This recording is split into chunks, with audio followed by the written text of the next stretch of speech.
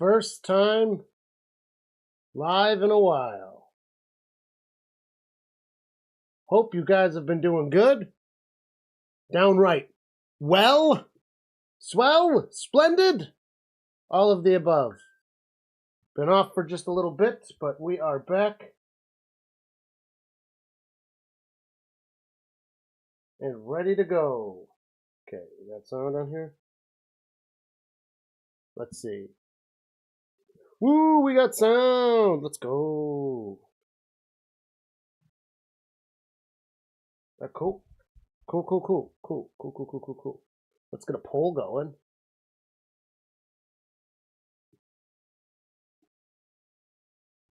You been?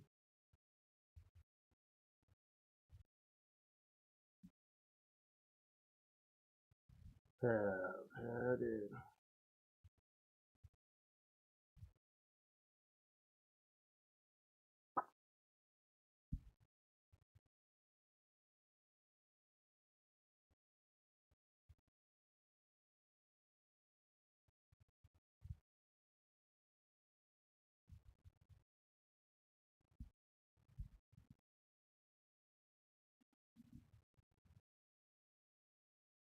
All right. We got the poll. We got some commercial break. We are on. We are live. Cheers.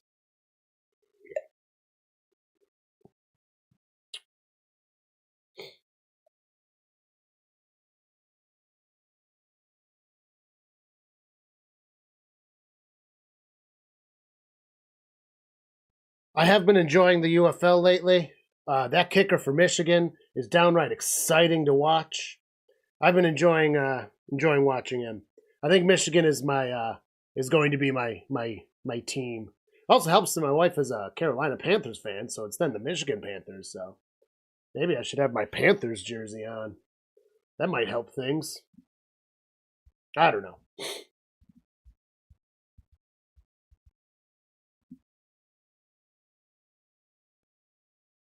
Going to be a slower day. Haven't been on in a while.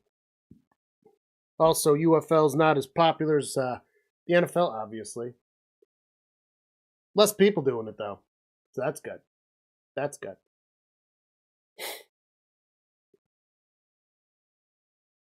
Getting a little end game interview as the Michigan Roughnecks game comes to a close.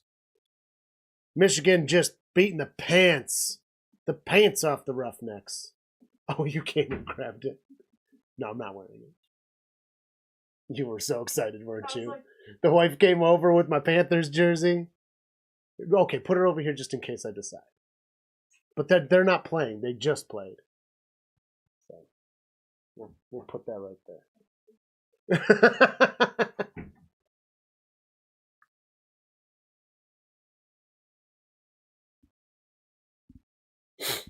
All right.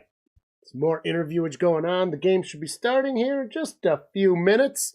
I do think that they say it's 3 o'clock, but I think it winds up starting a little late. If I remember correctly from last week, I did do some watching of these games. Some watching. Going to be a solo performance today.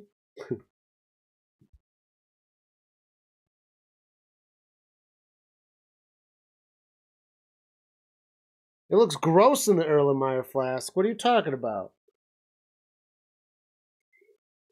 Then bring food coloring and I'll color it. Currently, we have myself and my wife in the chat. Funny stuff.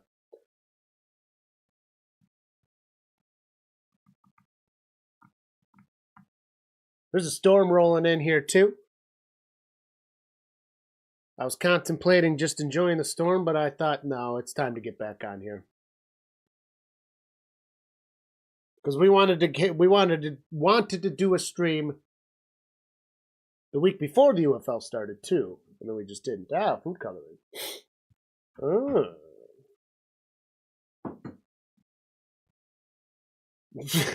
You're gonna do it? Well, leave the food coloring here, so I can keep doing it. You're gonna leave. Dupa. The Battlehawks versus the Brahmas. What do they look like? What's the emblem? I don't know. One's a knife, a sword. Well, I've got the thumbnail. Didn't you see the thumbnail? Here's the Battlehawks. Okay. And the Brahmas are yellow. Okay. I can see yellow. What are you going for? I don't know. Not the I guess St. Louis, technically, just because Texas has too many teams. You think Battlehawks? Battlehawks is St. Louis. So blue. Okay. It's not going to come out blue, though, will it? Don't overdo it. I just did 2 drops. 2 drops is a lot of drops. I need the mixer guy. I'll be back. Oh, yeah. Leave it. Well, grab it and leave. Oh, yeah. Leave it. On the string. And leave the stir here, too. Yeah. Yeah. Yeah, yeah, yeah, yeah, yeah, yeah, yeah, yeah, yeah, yeah, yeah, yeah. Dun, dun, bam, bam, bam. Apparently my audio bitrate is low. It always says that. I literally don't know why it says that. Just does. Oh, taking some selfies, doing some signatures. What a good athlete. That's what you love to see right there. Getting involved with the fans, that's what it's about. Fan-based football. What? What was that face? That was the grossest face I've ever seen. Put it on the live one.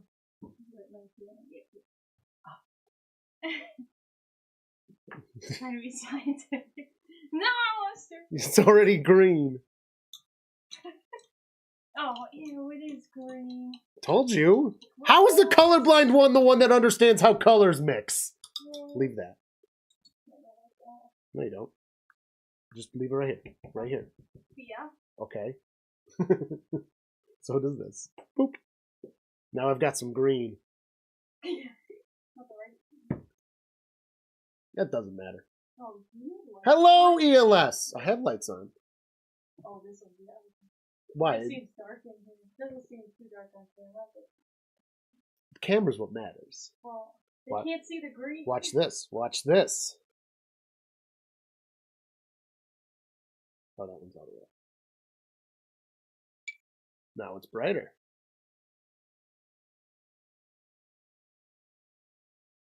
How about them apples? Hello, ELS, hello. I hope you've had a lovely past couple months before we last exchanged pleasantries. I see you've been doing your train content still. Been seeing lots of premieres lately. What? I tried to warn you. Well, neither do I.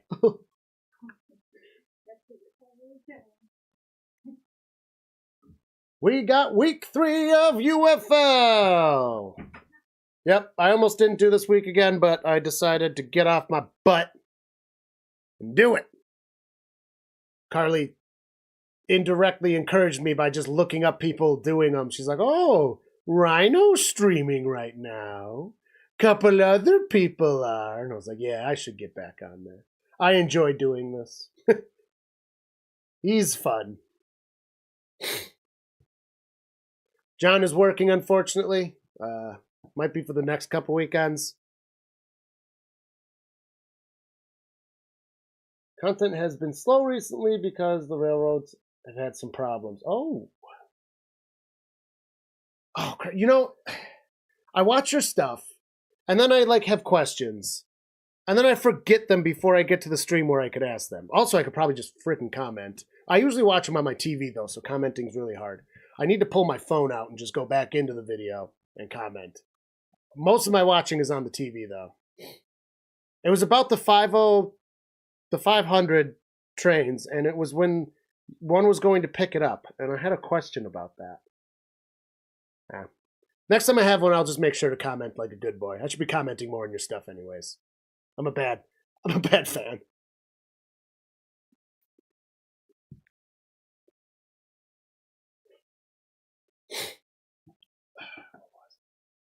I'm trying to remember what it was. Dang, I'm bad at this.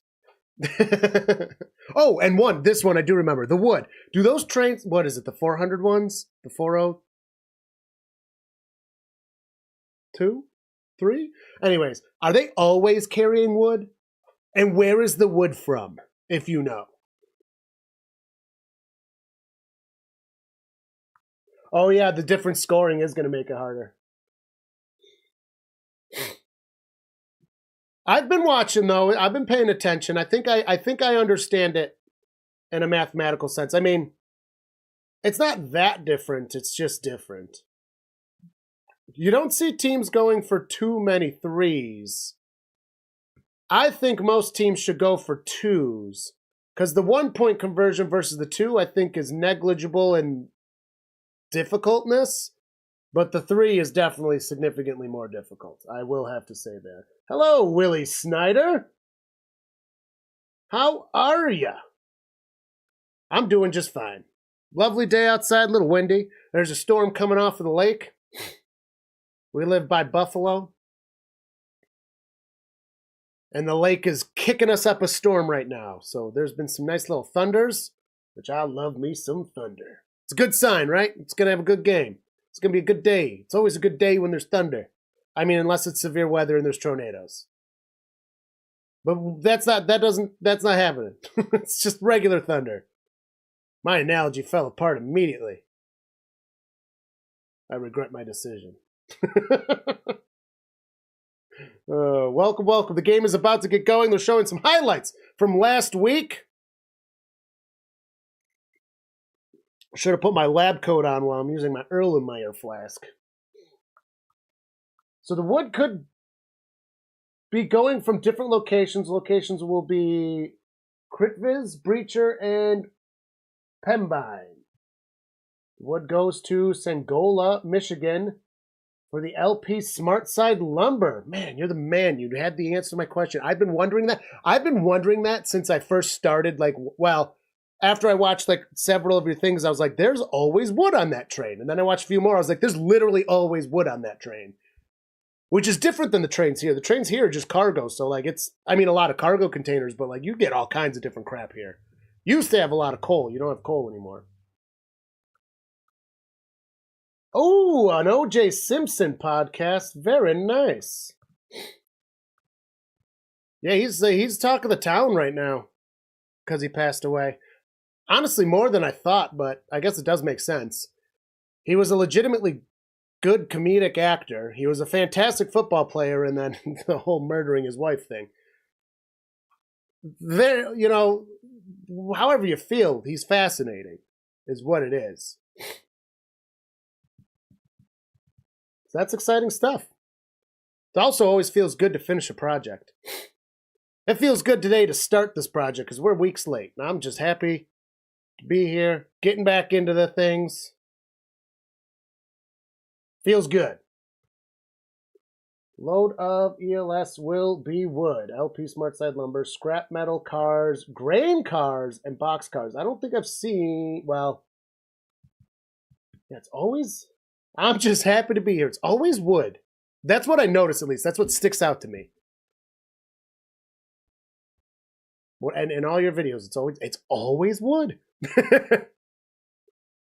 Surprisingly small pieces of wood, too. But maybe that's just perception messing with me.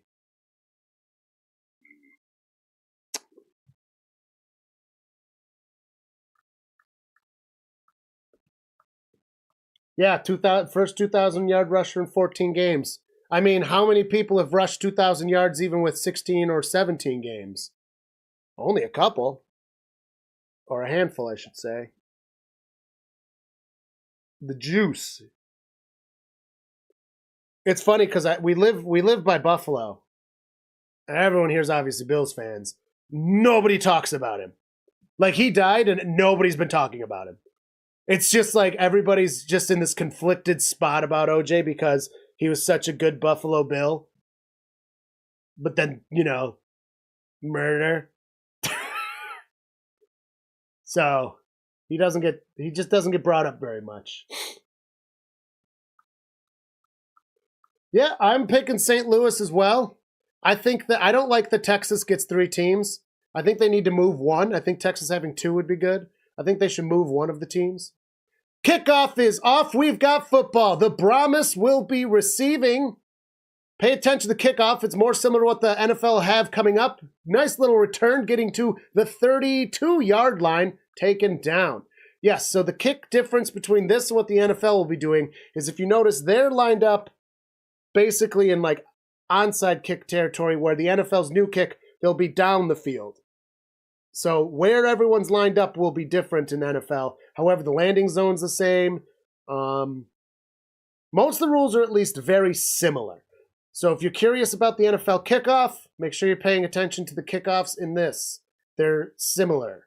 I really like the new kickoff proposed, or it's passed, new rule for the NFL. I think that will save kicking. Okay, we've got a quarterback and shotgun with a back beside him, 32-yard line, reaching his hands out. That is going to be a jump. Flag's going, don't worry. Boom, we've still got him. I'm prepared. Willie Snyder, a Broncos fan. Very nice. Tyrell Davis rushed for 2,000. All right, it's going to be repeat first down. Neutral zone infraction on the defense, number 56. And I have my rosters here. I will get back to the comments, don't you worry. 56 on the Brahmas. No, sorry, that was on St. Louis. Is Travis Feeney. All right, they gets the pass out behind the line of scrimmage, gets the fresh bake downs, and going to try to get to the 50, but coming up a little short from that. Past the 45, though. Number 14, it looks like, had that reception. That is Chase Gabers from Newport Beach, California. All right, hands it off. Running a little bit up the middle. Going to get about 5 yards on that one, it looks like. All right.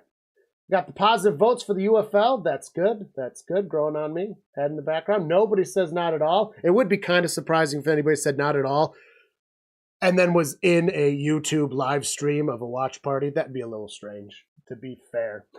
There was a YouTuber on St. Antonio Brahmas, but the kicker broke his neck and he's out. Yeah, that's Destroyer. The destroying. I'm sad about that. Fires it from a drop back to nobody. That's going to be a flag. Is he going to get intentional? Let's see what happens. Yeah, destroying. Broke his neck because of he tackled improperly. He's in good spirits, though. And it really sucks because he was doing good. Pass interference on the defense. Oh, my. Let's get a quick grab here. See how many flags we get. I'm just going to do the whole game. I'm not going to do each team. We are back, Stephanie. Stephanie was at our house for the eclipse. It was very nice. We got to see that. It was cloudy, but the clouds let us see it go from a sliver into totality. It was wonderful. Welcome, Steph. Yeah, destroying. Really great story, seeing him being able to get into the UFL, and then sucks. From back, he hands it off, fakes the pass, gets past the 40 and past the 35. Going to get fresh baked downs and a nice gain. 7 Levitt with the carry. Yeah, unfortunately, injuries are part of it. He tackled a little improperly. It kind of sucks because of the way this game's going fast. Going to get nothing on a run. I got like no time to talk.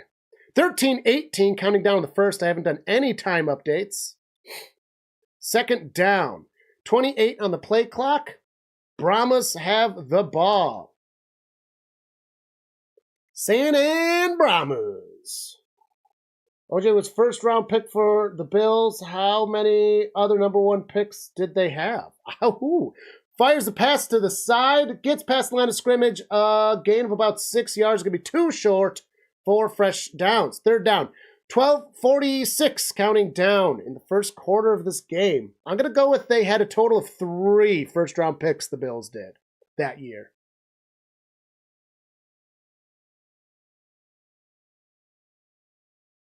Yes, I love that they do, that you get to hear what everyone's saying. That's a little bit of a bummer for what the style of YouTube is here.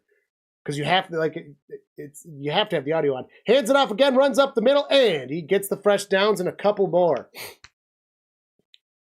I wish they had a broadcast that didn't have the broadcasters, but I also have to say, by watching this, the broadcasters doing the UFL are better than the NFL broadcasters, with some exceptions. There's a few really exceptional NFL casters.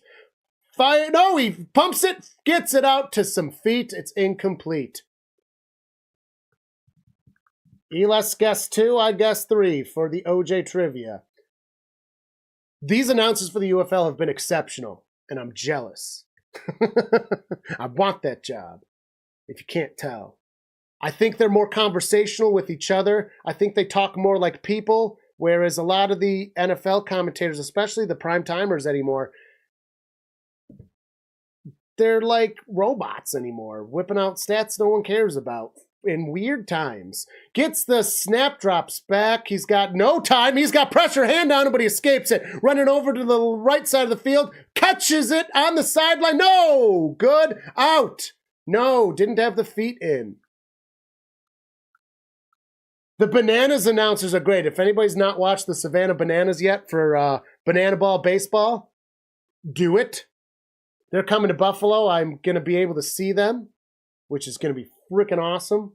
Very excited for Banana Ball. They're hilarious. There's a guy that plays on stilts. He plays the entire... It's very much like the Globetrotters. Even sillier, though, but baseball. It's also a hard 2-hour limit. In shotgun again. They're loving shotgun. There was back beside him. Fires it. It is caught in the right side of the field. Out of bounds. Going to be 4 yards shy of fresh baked. 4th down. Probably going to have to settle for a kick here. No extra points in the UFL, which gives the kickers less reps. Yeah, the Savannah Bananas are absolutely incredible. I love them. 5 stars out of 5. They get 10 penguins out of an orca. All right, they are going for the kick. Number 18, their kicker, 35-yard attempt. The snap, the kick, it is up. It is good.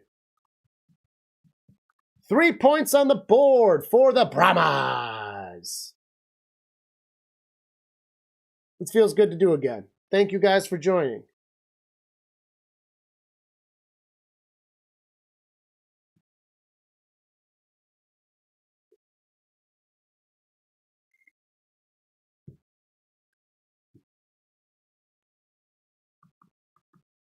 If anybody is joining us that hasn't hit that like button, please do so. It really does help us out, and we appreciate you being here either way. This is fun to do. Got a commercial break. I do have to say I've been exceptionally happy with the UFL. I've been watching it the past 2, even though we didn't do streams. Been watching it, and I got to say there have been some exciting moments. Some of the football's a little boring here and there. The first week had its highs and lows. But I mean, dude, Michigan is a fun team to watch. They're fun to watch. I'm overall very happy with the football. There's no preseason. It was kind of rushed at the end there overall. I think by the end of the season, once we get into like week 6, I think this is going to be a real good football is going to break out about week 6. Because we've already seen a lot of glimpses, and I think it's going to get better. What up, Russ the Hunter? Glad to see you joining us. Yeah, you can move the camera. They had 5 number 1 over? Whoa. 5 number 1 picks. Ken Rice, OJ, Walt Patrick, Tom Kazoo, and Bruce Smith. 5 number 1 overalls. Wow. I guess I should have predicted more. They sucked for a long... Honestly, all those picks, though, aren't even from when I would have expected it. So, because I'm not centered enough? No, Oh, it's kind of hard, because then you get the black.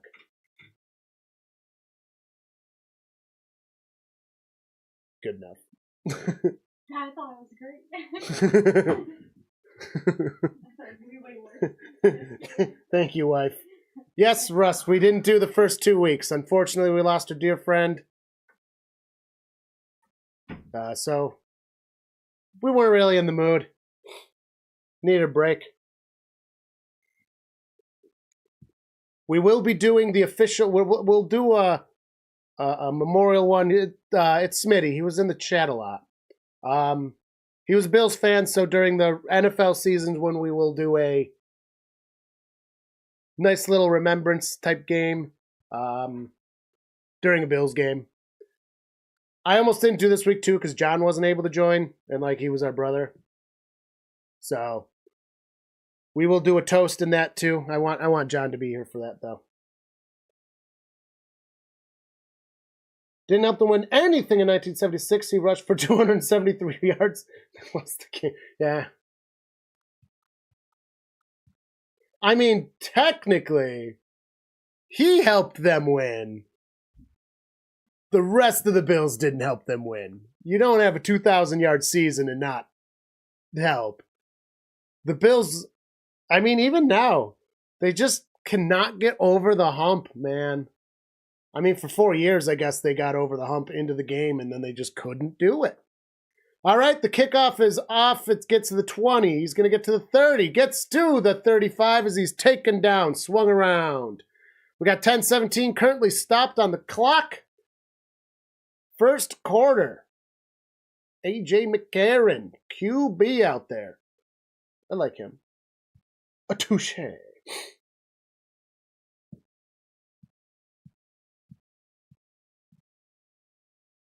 23 on the play clock, 1st and 10 for the Battlehawks' first drive of this football game. All right, shotgun, motion there on the side, it gets set. Back by his side, hands it off, running up the middle. No, he's moving to the left. Avoids the tackle on his feet. He gets hit, and he's a yard shy as he's brought down. That man didn't want to go down. Rude, I say. Any gentleman should be always willing to go down. OJ was our curse. He's dead. The Bills are Super Bowl bound. I think they're not going to be bound this year, but next year, like the next season. Fresh downs. Don't give him up. Okay, I don't think he gave him up. Looks like they're going to mark him for fresh baked. Yes, it's 1st and 10. I think they've made very good moves. The only problem is they're eating a lot of money this year. But the thing is after this year, all that the can isn't kicked down the road. So after this season, they're eating all that money. If they do a good job drafting and maybe picking up some cheap free agent options, which is always possible, test some players out that are inexpensive, the next season, it's like a soft rebuild. The next season, they will be great. All right, runs all the way to the left side to get basically nothing. It was a 0 gain. A lot of running for 0. I think the Bills will be okay this season. I definitely think they'll be able to make the playoffs. And who knows? You never know. I mean, you hit the draft, you get the right rookies, you get the right free agents, you never know. But in the Ped, Von Miller didn't work out, which, let's be honest, everybody thought he would. Nobody thought Von Miller was a bad decision. And if you did, you were just trying to hot take it, and you got lucky with that hot take. Diggs, it just wasn't working out anymore. I think it was a good idea to get rid of him.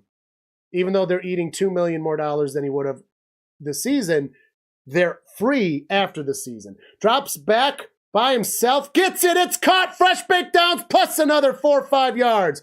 Taken down hard after that. Number 11 with the reception. Battlehawks, number 11 is Shepard from North Dakota State. Oh, they got hometowns on this too? His hometown is Blue Springs, Missouri. Love to see them win the AFC Championship. Oh, I want to see them win a Super Bowl. If my Bengals aren't winning the Super Bowl or going to the Super Bowl, the Bills better be going to the Super Bowl. That is where I'm at. Drops back just a little bit, gets the pass out all the way to the left side. He stays on his feet, fresh baked downs. Where was he? Out of bounds. He went down about the 20, but I think it was out earlier than that. I liked the Chiefs when Alex Smith was on them. The first year of Mahomes was actually kind of exciting. I don't hate Mahomes. I hate his family. But I'm just sick of it. I also I can't say I hate them. I dislike them, and I'm tired of them. Now, Bills fans hate them. Under center, gets it. Hands that off. Running up the middle, gonna get 4 yards. I do have to say it was bullcrap in the last, not this past year, season before, when the Bengals and the Chiefs were in the championship game. And I kept my mouth shut until Mahomes came out and started crying about, it was a good play, you shouldn't have flown a flag, even though it was like blatant penalty.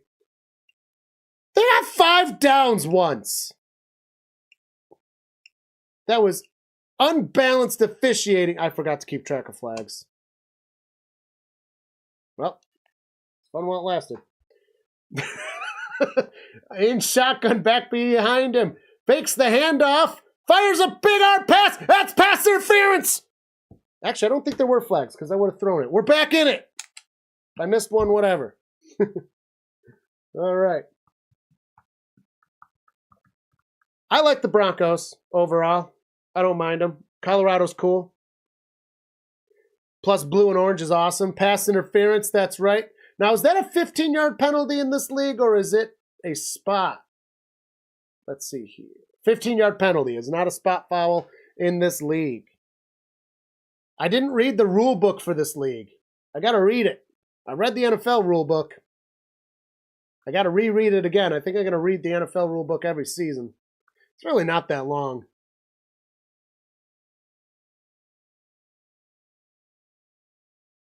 We got 6:08 counting down the first quarter of this foosball game. 3-zip. However, the Battlehawks are going to try to change this. They are on the 9-yard line. 8.5-yard line. In shotgun, back beside him. Got some receivers down. Drops back, fires it. It's behind the line of scrimmage. He's getting hit. He loses 2-3 yards there, Bob. Come on, lawman. Hey. Sometimes you gotta watch some things before you try to dig down too deep. You need to experience the law before you can read the law.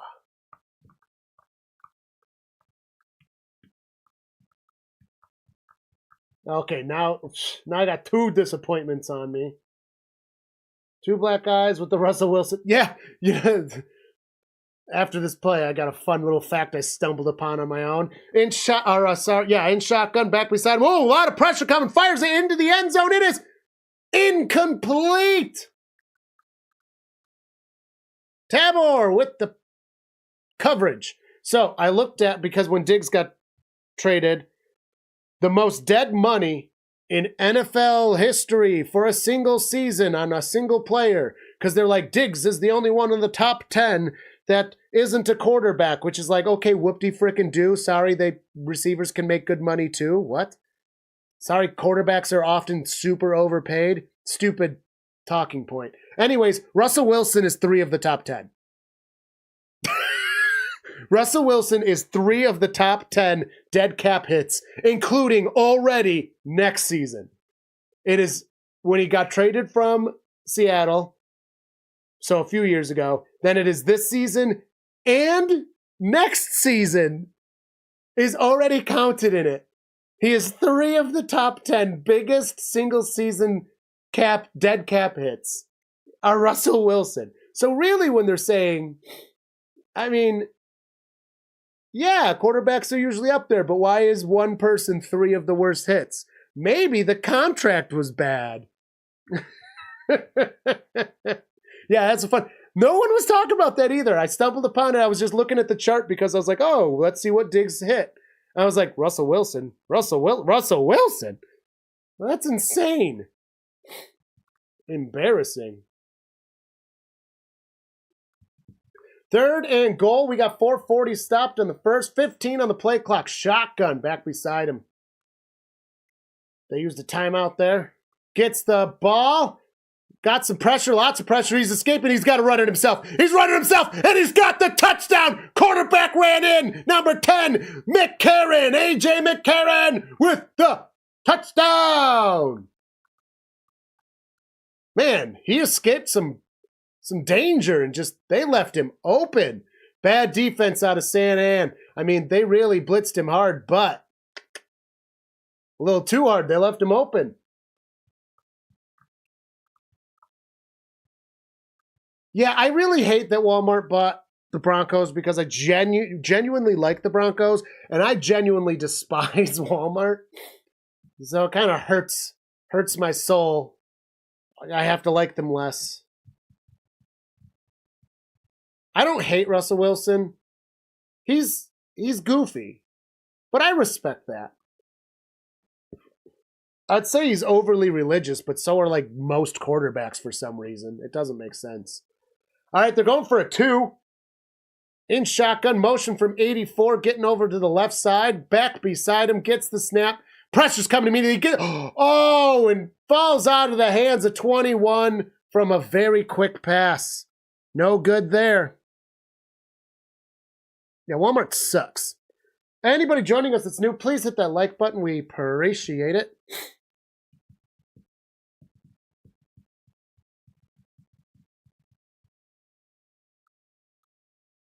Goofy Russell throw for 20 touchdowns and 13 picks. You are correct, Rick Rizzer. Rick Rizzer. I don't know. I can't hate a person for being goofy when there's like, he's not a bad guy. And there's like a lot of bad guys in the NFL. You know what I mean? Like, I have such a deep hate for like Antonio Brown and stuff that like I don't have enough left over to hate someone that's just goofy. Especially when I'm already like turned off by his over religiousness. Not that there's anything wrong with being religious. It's just quarterbacks in the NFL are a little annoying about it. Like you're playing a sport. Despite your beliefs, the other side of the team, most of the players have the exact same or similar beliefs. Stop thanking God that you won, because that's basically intending that he's punishing the other side. That doesn't make sense. It's a game. And that's what I really don't care for. It's like, that doesn't make sense. I don't like it. You can thank him for where you are as an athlete, but for winning? No. Stop it. It's silly. Yeah, Tim Tebow. Oh, no, Tim Tebow is worse. But like even Carr, I didn't even realize that. Like Carr, he does like big mega church like sermons as well. And it's just crazy. Like, why? It's crazy how many quarterbacks are really religious, like hyper evangelical. It's very crazy to me. And then there's Aaron Rodgers, who I just wish wasn't such a fucking douchebag, because it's like,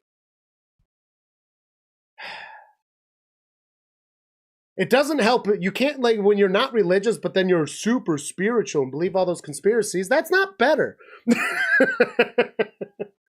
It's literally just the same thing from a different color. I'm so sick of his douchebaggery. Like, some things he does I like. I mean, I don't mind that he likes doing drugs and stuff. Like, who doesn't? But shut up about it. We get it. You like ayahuasca. You like doing weird hippie shit. Like, he's just shut up. That's all I gotta say. All right, when he said let's ride and lost 3 in a row, one was a fumble, 6 to the Jets, we were in the game. Yep. Antonio Brown is the biggest clown maybe in NFL history through literal. Yeah. Antonio Brown, also, it doesn't help that I'm a Bengals fan and he was a Steeler. Also, like, the Vontae Burfict hit is not what caused him to be crazy, though I do hate Burfict, to be clear. I think we should have cut him. He should not have been in the league as long as he was. He should not have been on our team as long as he was. The Bengals have made a lot of poor decisions in that kind of a way. I mean, he lost us a playoff game. And then well, it was actually that hit that he did, wasn't it? Yeah, it was. He was crazy before that. Antonio Brown was, is the point. That's not why. It certainly didn't help. But Antonio Brown sucks. He's just a bad guy. I don't know why people defend him so much. Not that anyone here is. Returning it to the 20. The 25 he's taken down. Rolling. Number 26. Yeah, Antonio Brown is probably my least favorite player of all time. I think a lot of people probably agree.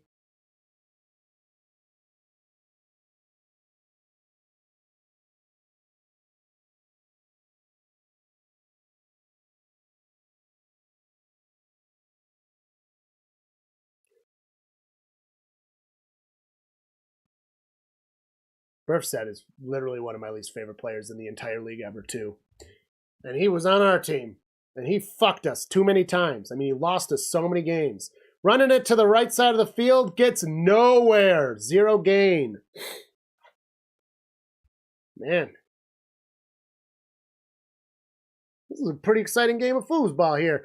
4:14 counting down. We got 2nd and 10 yards.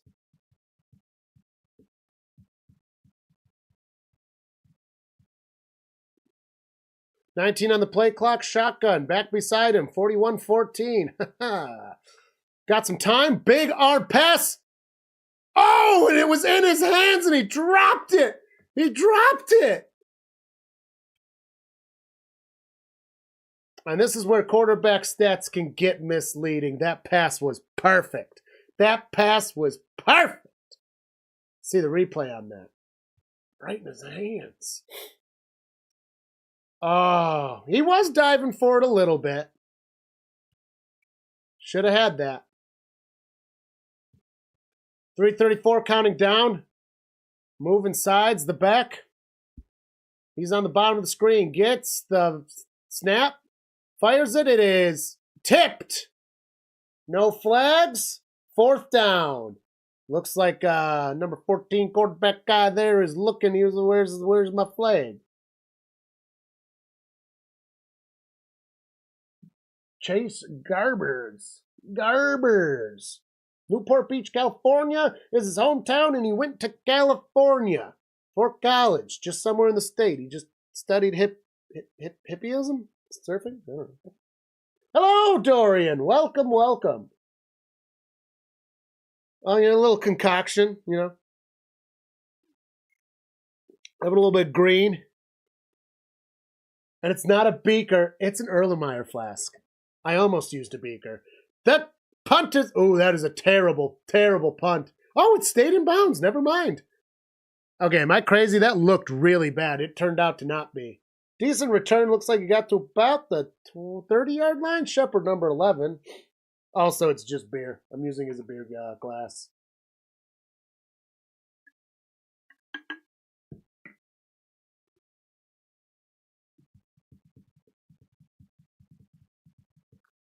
Dorian, I hope you've had a nice, lovely past couple of months. Glad you're joining us for some UFL foosball. It is 6-3. Battlehawks over the Brahmas. 2:35 left in the first quarter. It's 1st and 10 for the Hawks of the battle variety. Caw-caw. You know how hawks sound. All right. In shotgun, feeling lonely. No, he called a friend over. Number 21 is going to be by his side. Friendship is the real winner of this game. Snap is off. Hands it off to his friend. Gets nowhere. Might have even lost a yard.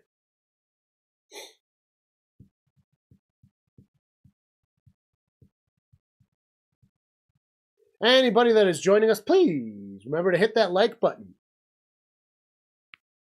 It's annoying that we have to ask, but we do, because it really does help. Is his name Bushel Beauty?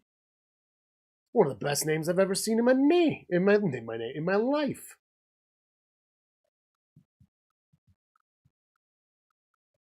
Oh, hello, Rising Rhino. Yes, we are friends of Rising Rhino here. Hands it off, runs up the middle. Ooh, they caught him. He almost found the lane. Gonna get about 3-4 yards there, though. Yeah, I haven't popped into one of his streams in a while. I need to do that.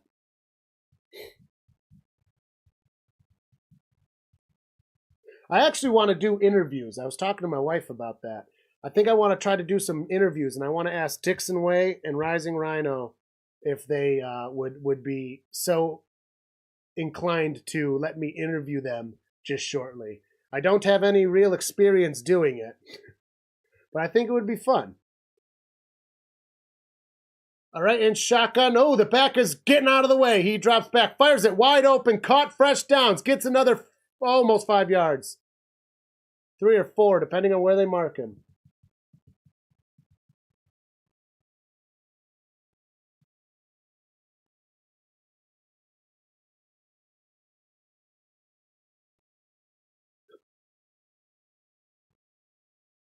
All right, shotgun, 15 by his side, and shuffles it to the side, runs all the way to the top of the screen to get 2 true yards there, Bob.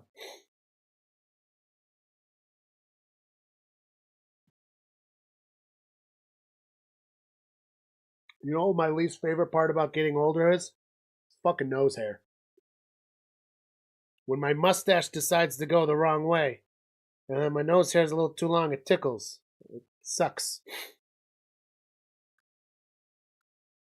At least the mustache helps hide it. But when they do, it's just like one wants to go in your nose. Oh, it's terrible. Gets the snap from shotgun. Fires it. It's caught by the back that was beside him. Oh, they were there to stop him. Only a yard gained from a well-designed play. That was good defense. Great defense, one might say right there. I suck at interviews. You are always told what I did wrong after you release your episode. Hey, that's okay, though, because as a creative person, you're always trying to get better. So, like, having issues is no problem. You just got to, like, 1% better every time, and you're good.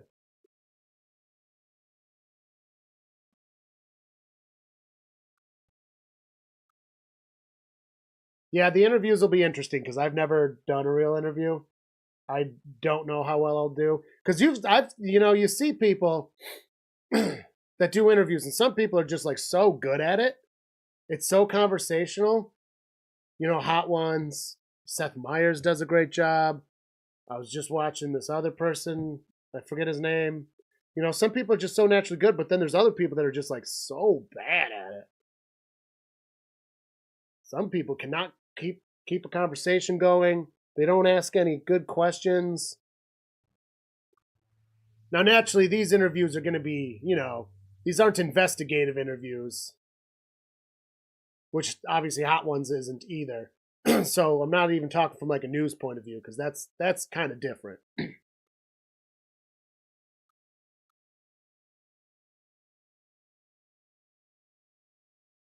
The audio's the most important part.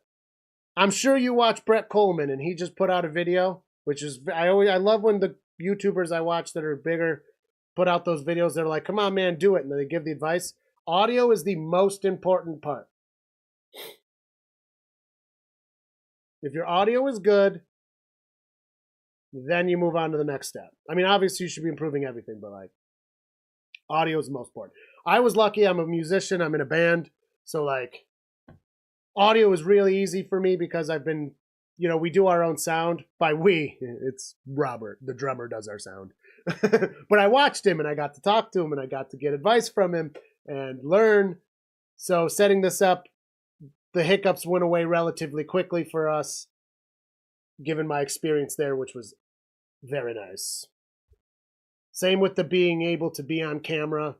I didn't have much of those butterflies because I've already gotten rid of those on like stage, which is also nice. The butterflies were gone long ago, before I started YouTube. Anybody that ever wants to, though, just do it. Fuck up, get better. And Brett even said in his video, he's like, your first videos are gonna suck, which is absolutely true. I have friends that say they want to do YouTube channels, and I'm like, do it. And they're like, oh, but I'm still planning. I'm like, just do it. Because all your planning means nothing because you're going to start it. Everything you're planning is going to go wrong. And you're going to have to fix it one at a time. And you can't possibly think about the things that are other parts of it until you do it. Like these guys have no experience at all. I considered myself heavily experienced, and we had tons of issues. I mean, ELS, for example, has been here since day one. Or realistically, week 3. I think he literally joined us like week 3. He saw all the issues we had. We got through them. We've come a long way on this channel. And I'd consider myself pretty experienced in the entertainment biz. Second quarter started. I'll change it in a second. Fires the pass. It's caught. I don't know if they're going to count that as giving up yards or give him forward progress. I don't know exactly how the rules work here. Is this like who's... Oh, I didn't change the score either? Oh, man. First day back, and I'm already screwing up. Jeepers. Q is a person who lives close to Buffalo to the Bills. Hometown hero. Oh, question. It's a person who lives close to Buffalo. A hometown hero? Yeah, the Goo Goo Dolls. There's a lot. Buffalo's a pretty active place, but the Goo Goo Dolls are a really big one for most people. Drops back, fires it. It is caught, passes the 40, fresh baked downs, gets to the 30 and out of bounds. Number 80. Actually, my band recorded our album, Tales from the Possum Lodge, at the Goo Goo Dolls studio in Buffalo. GCR studio. Fun little fact. I think the music's pretty good.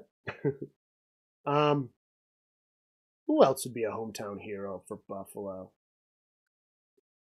Not good at thinking of these things off the top of my head like that. Definitely the Goo Goo Dolls. When I saw Billy Joel, Robbie Goo came out and sang with them too. That was pretty cool. I'm also biased because I'm a musician, so obviously I'm going to go to that. Fires it. It's caught. Oh, he avoids the tackle to gain 1 yard, it looks like. Obviously there's football players, but I'm not going to include football players since everybody here is a football fan, so like everyone here knows who the big names are. Like, you know, OJ's a hometown hero. I'm kidding. Kidding. Hello, Jacqueline. Nice you to join us. In shotgun back beside him. Past the 20-yard line, looking to score. Battlehawks doing well. Got the ball. Fires a big arm pass. It is not complete. Good coverage on that. Good defense there. My band is rock. Guitar-driven rock mostly. Hang on here. I'll pull up one of our tunes.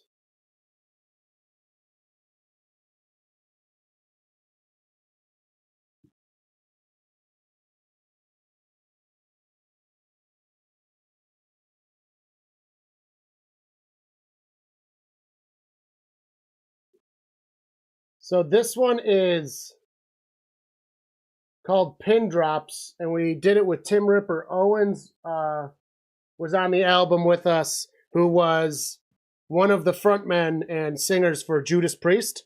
He's not the original singer, he's not the current singer, but I think he did about 10 years with them. So that is one of our songs. Our album is available on all the streaming services, Google, Spotify, Amazon, all that shit. It's Tales from the Possum Lodge. Our band name is Furious George. It's kind of hard to look up. If you look up Furious George, there's several Furious Georges, but Tales of the Possum Lodge will pop right up. All right, in shotgun, motion from 11, shuffles it to the side to 21, who runs, finds a lane, fresh baked downs! Look at that. 11:40, counting down the second quarter here. Clapping on the sideline from coaching. Well, you will get some Ripper Owens in the song that I put in there, so. He was nice. Like, we didn't work with him directly. Like, we obviously paid him. He did a great job, though. He gave us like 13 recordings for using on it, which was absolutely excellently got mixed together. Very happy with how it came out and how he worked with us, especially as we are a small thing and he's a pretty big name. He was very respectful, very nice. 10 stars. Gets the pass, it's fresh downs. 5, and that's a touchdown for the Hawks of the Battle variety. Another touchdown. We've got Hakeem Butler, number 88, the wide receiver. They're not even going to give us more info. Wide receiver from Iowa State, hometown of Baltimore, Maryland.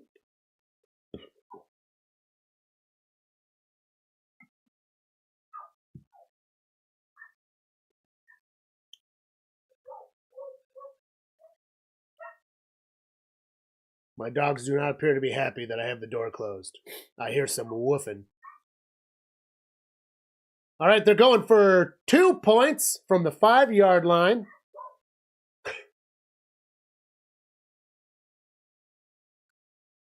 And shuffles it. It's caught. Fry! They got the touch. Well, the 2-point conversion.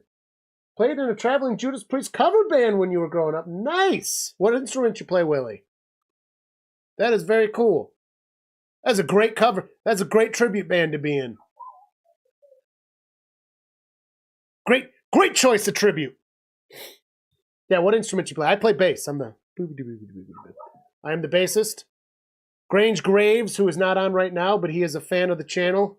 He is also a bassist.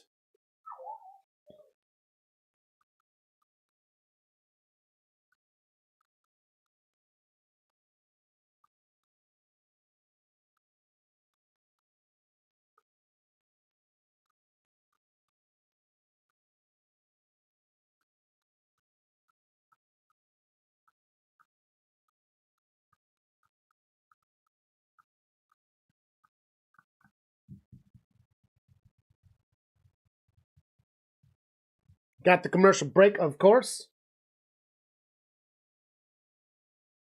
All right. I'm going to BRB, guys, during the commercial break.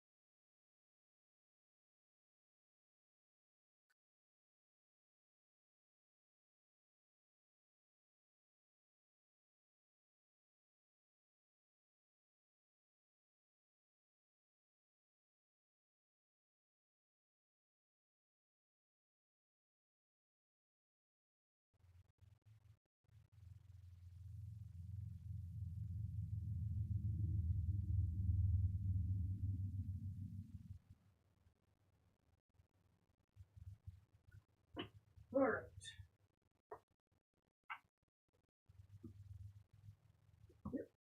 Ooh, ouch. All right, back. Well, he's a bassist too. Nice. Let's go bassists. Bassists.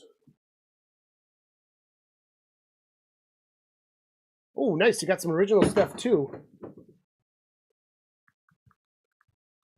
I don't think I'm familiar with your podcast either. I got to check that out. Is it just under your name that you're using now, or do you have a different channel for it? Because like I watch things under a different name. This channel's just for our football YouTubing. I'd love to check you out.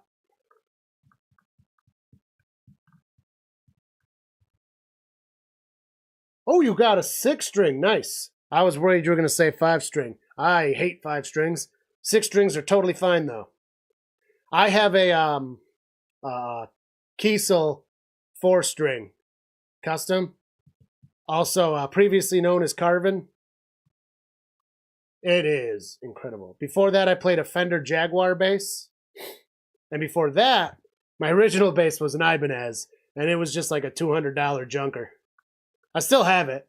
It got the job done. It actually still plays surprisingly good, to be perfectly honest. I mean, it's not great, but for $200, ain't bad. And that was $200 with a tiny amp. Like it was one of those box deals. So it was less than 200 realistically. As for $200, it ain't bad.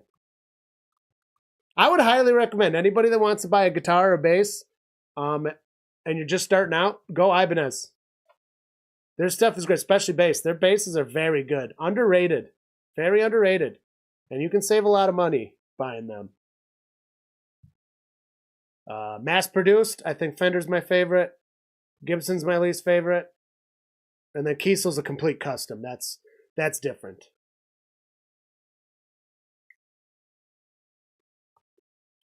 All right, gonna return. Couldn't see where that went to. Number 5 with the return. Wolf Blitzer, and Tim Russer. I totally know who those names are. How could I forget them? Jeez. Like, everyone knows them, Steph. Everyone. The Willie Jackerson Experiment on Spotify. Okay, I'm going to save that down. And I'm going to check you out, bud. You have me intrigued.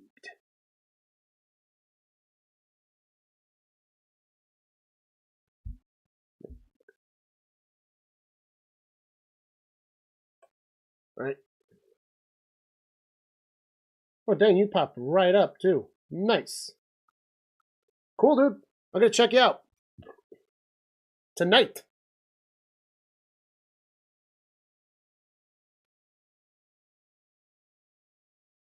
Oops. All right, back to the game. 10-21 counting down to the second quarter. We got 3rd and 5. We're on the 40. Boom, batted down. Still on the 40. Almost intercepted there. Favorite base is a 4-string. Chibanez. Bought it for $100. Was it a pinch? Yeah. All right, fires it to the side, top of the screen. Gonna be out of bounds, short of fresh. Bring in a 4th down. I think you go for it. The way the Battlehawks have been playing, you're down. Oh, no, they gave it to him. They're giving him 1st and 10. I think that was short. I don't know if I agree with that. Oh, the true line measurement. Short by 0.6 of an inch. I thought it was short by more than that, to be honest, but neat. But they're still giving him the 1st. Oh, we got an injured player. That's never fun to see.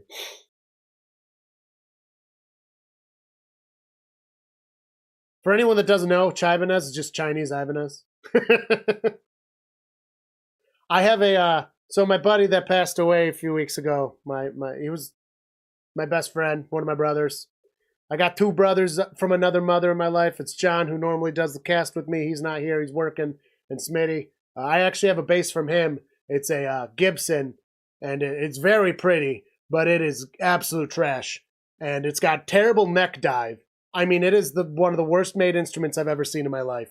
It looks nice, though. It does sound okay.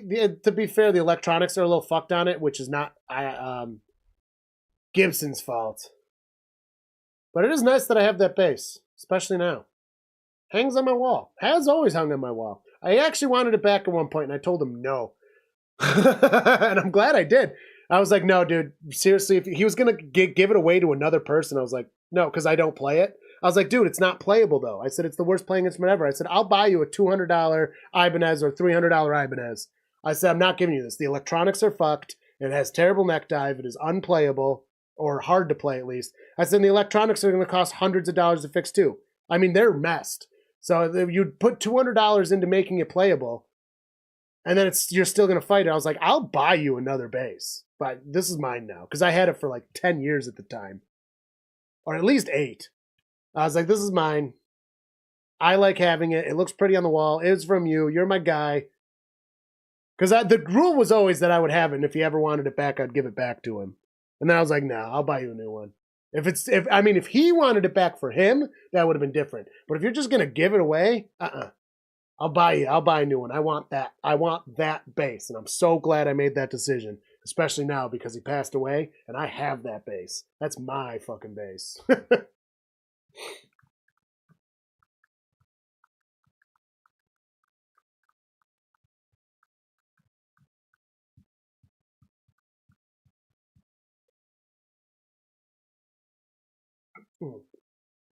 Commercial break still, as there's an injury timeout. 31 views so far. We got 9 likes.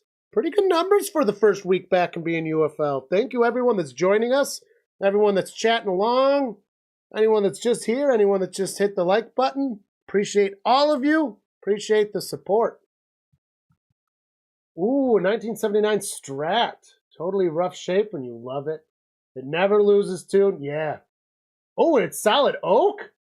Oh, that's hard to find. Nice. Good old Fender Strat. Can't go wrong with it. Solid instrument. Yeah, Fenders in general, I find keep tune very. That's one of the things I hate about Gibson. They don't stay in tune. They just move all over the place. One of the one guitarist in my band, Paul, he uses a Gibson, man. He's tuning all the time. I don't know. He's got so many guitars. He loves that thing, though. And good for him, I guess. Runs up the middle from a handoff. I looked like a mouth guard went flying. Hope nobody broke a tooth. Gonna get to about the 50-yard line.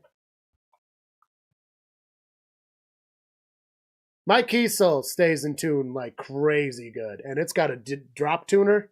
So I can hit the E string and just hit a switch. It goes straight to drop D or whatever I tune it to.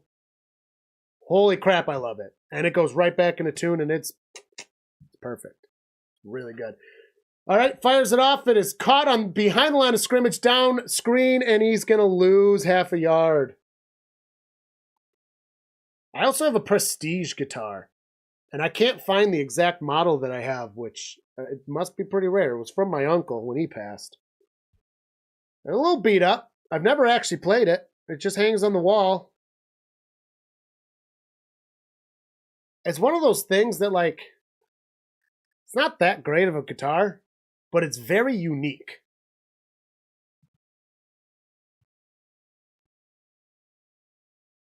All right, and shotgun. Gets the snap. There's a back beside him. Drops back, fires it. It's caught. Gonna get the fresh downs as he falls over the line. Yes, that will be. He even got another yard after it. Recently bought a 12-string acoustic guitar, constantly tuning it up. But the songs you record are epic. Yeah, 12 strings sound cool, but they're a pain in the butt. One of my, Tim in the band used to use a 12-string more playing out, but the tuning just got to be too much. You can't have that much downtime just to use a guitar for one or two songs, unfortunately. And he's got some time, fires it behind the line of scrimmage, he stays on his feet, gets about 4 yards. He's battling for it, and he's taken down with a nice gain there. Looks like he was gonna lose a yard up at the top of the screen just by the sideline, but he stayed in and stayed on his feet.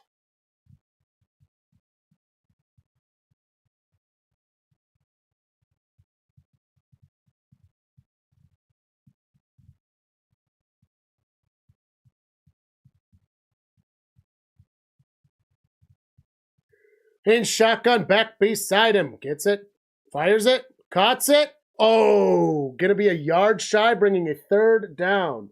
Last podcast used a 12-string song.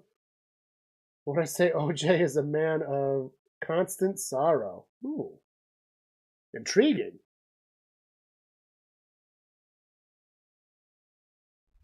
So would you say, because I'm gonna check you out tonight, would you say that your most recent podcast, the OJ one, is the one I should start with? Or should I go deeper in and find something else? I think it's pretty relevant, so I'm assuming you're going to say the OJ one, but I think I should ask.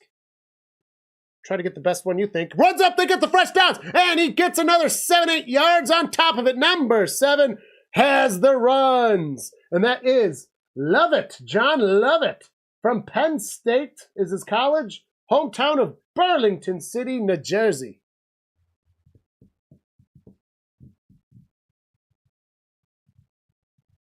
So that's going to be a first and 10, 6:23 left in the first half of this game.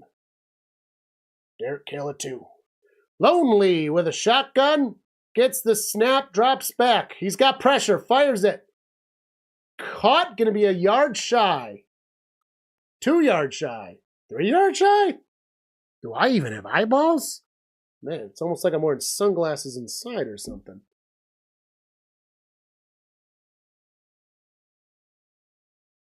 A Desert Storm, you play 2 tracks. Okay. Noted.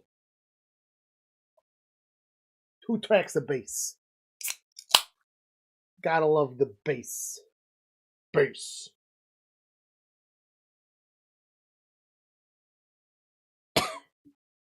Gets the snap, hands it up. No, he keeps it. Runs it. Gains about a yard, looked like. Third down. Not the easiest thing to pour into, ever.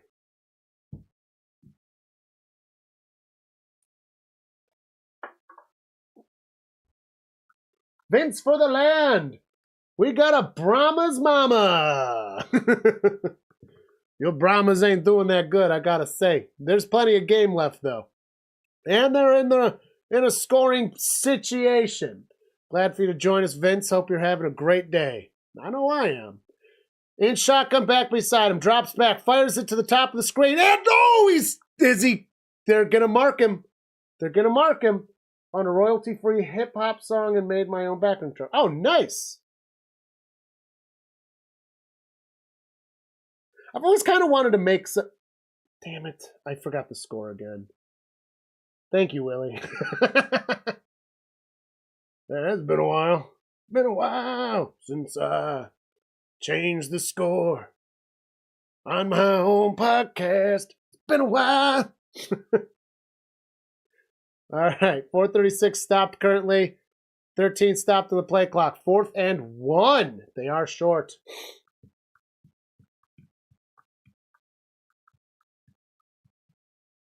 Ooh, you're heading for the Golden Coast. Oh, wait. Golden Corral, sorry. The heart thing was in the way.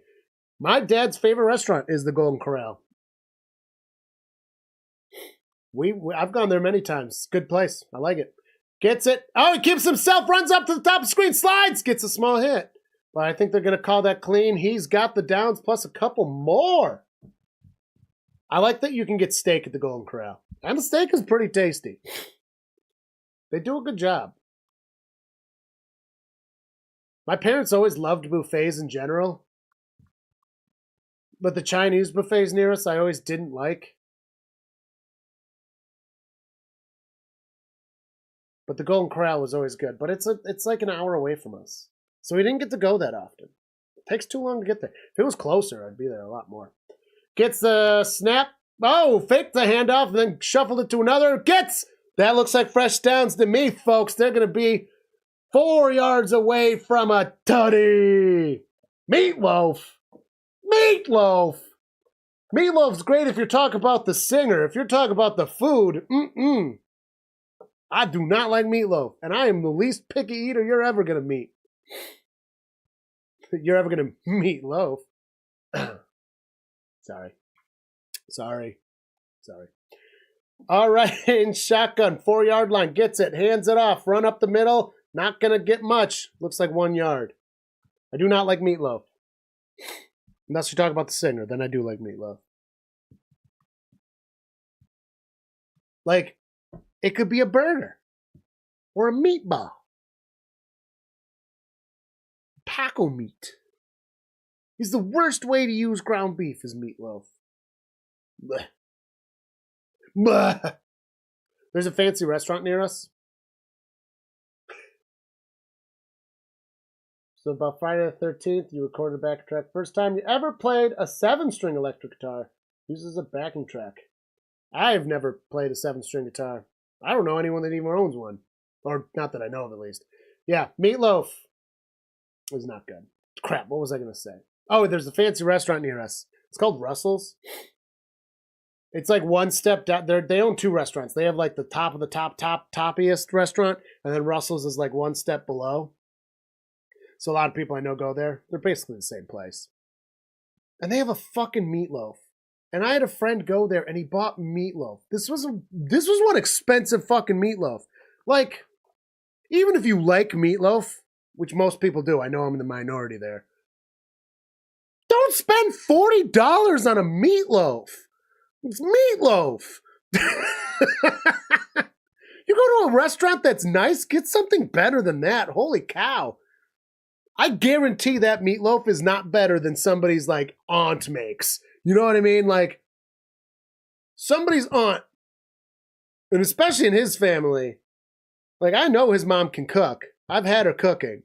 There's no way her meatloaf isn't at least as good as that restaurant's, and you're going to spend $40 on something your mom makes you for free? I don't think so. Oh, they're running up. He's going to get stopped. He's going to be 2 yards shy of the touchdown, bringing a 3rd down. Ibanez is like known for their 7 strings, though. You know what I mean? The chocolate fountain is good. I'll give you that. Also, the ice cream soft serve. I mean, come on. I can't have ice cream anymore, which is super depressing. But when I could, oh boy, did I have a lot of it. They have good chicken stuff too, the fried chicken things. The rolls are absolutely delicious there. Golden Corral's a solid place to go. Sorry, I got a little too hating on the meatloaf. You didn't deserve that. You're kind enough to come in here. Not only are you in here, you're chatting, telling us about your dinner plans, and I've got to go crap all over your preference. You eat whatever you want, bud. I stand by it, though. Meatloaf sucks.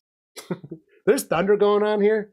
It's just like rattling my walls. It's good thunder. And it's bright and sunny out. So if we lose the stream, I probably lost power. That means the storm came through. We live in the country, so power gets lost easier. And if the power's out, we're the last ones to get restored, which is fine. Dang, it is like loud fucking thunder.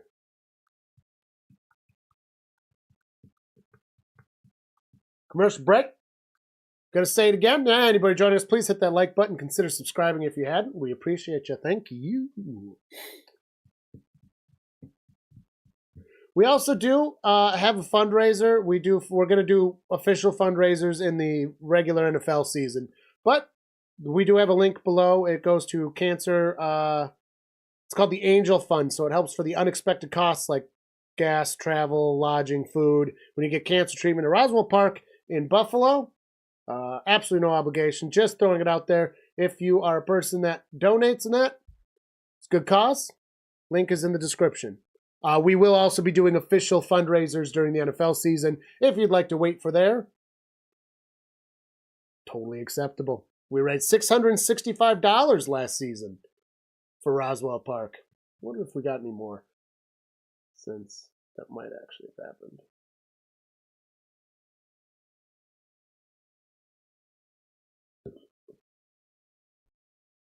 That's a lot of thunder. Nope. Disappointing. Ton of thunder. Oh my gosh, it's going off like bombs behind me. It's crazy. There's so much thunder going on. I don't quite understand when it's so nice outside. It looks nice and sunny, yet the thunder's going on all over the place. It's wild.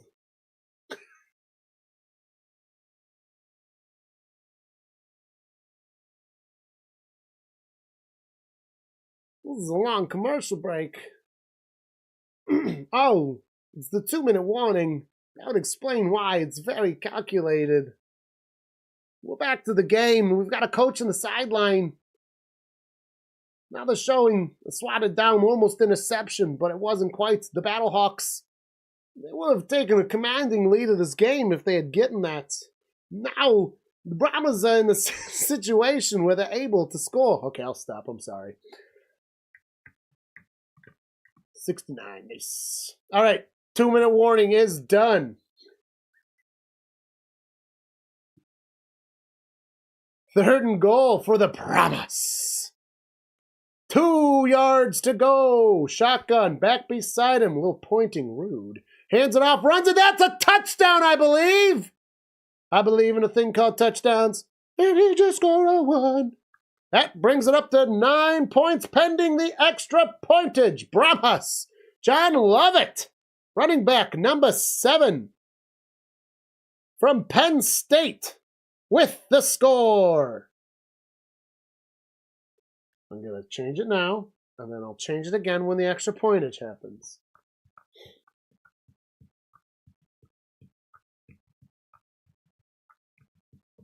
Wait, we have 1 vote for not at all for enjoying the UFL. I don't know why somebody's coming into a UFL. Oh, maybe they were one of our regulars, actually. And they were just giving a quick support. You know, that could have happened. We do have a pretty good crew of people that watch us.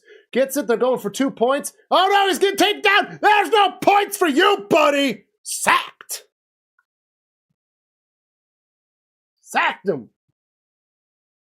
Everybody loves Meatloaf, Stephanie. I already said I'm in the minority of people.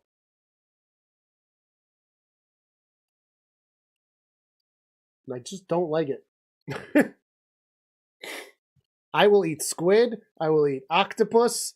I will eat so much stuff. I will not eat kimchi. Yuck. I will not eat meatloaf. I don't know if you guys have ever had kimchi. Jesus Christ. My mom loved kimchi. And she got the legit stuff because my aunt is Korean. It stunk. I mean, it stunk.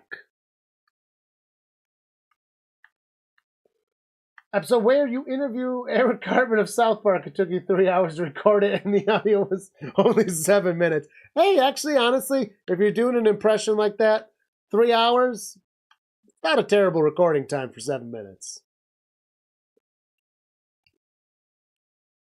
Yeah, I like doing a lot of voices. They're fun. Kickoff is off. And it's going to get returned to the 20. To the 25. To the 30. He's taking the longest way. 35. To 40. He's got to the 50. He's taking down at the 45. What a return.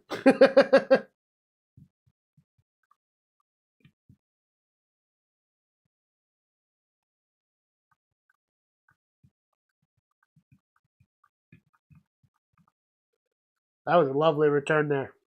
Lovely return. So we got a 1st and 10 now for the Hawks of the Battle variety.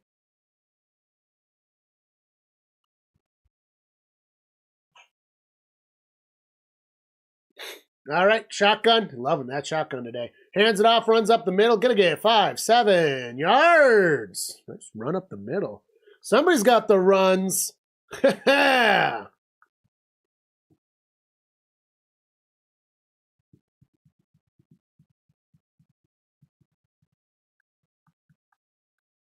So 14-9. We got 1:28 left in this half.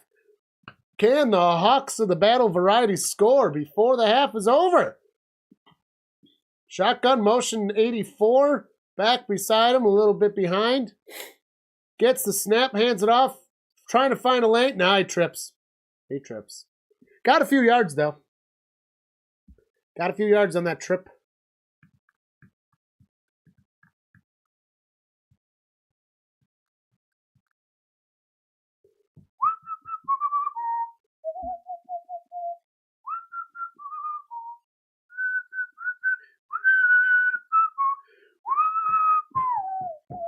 I think they're just going to go for a kick. They got 2 timeouts. It's 42 seconds left. 2 yards to go. They're wasting so much time. Why? Why? 1 second, and then they get it right in time. Fires it, caught. Fresh downs. He fumbled it in the air, but he got it. Got another 5 afterwards as he's negotiated out of bounds.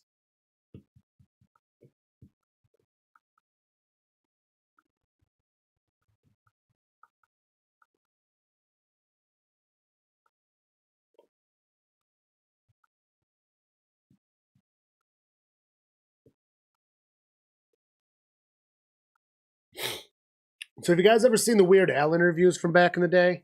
I kind of want to start doing things like that. All right. Lonely with a shotgun. With 26 seconds stopped on the clock because he's out of bounds. 6 on the play clock. Motion being 21 around. Drops back. First read, bad. Second, big pass, incomplete. Well covered. Safe pass, though.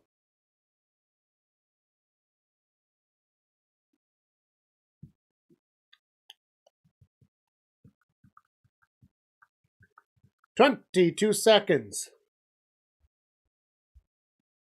All right, the Battlehawks need to score here. Some sort of a score. Then the Brahmas need to have some sort of a comeback in the second half. Keep this game nice and close. That's good for ratings.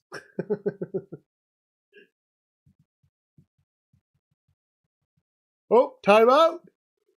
Taken by McCarron. It's almost like you guys were wasting all kinds of fucking time. Why are you, like, acting shocked? Wasted too much time, in my opinion. Especially the way your defense has been playing.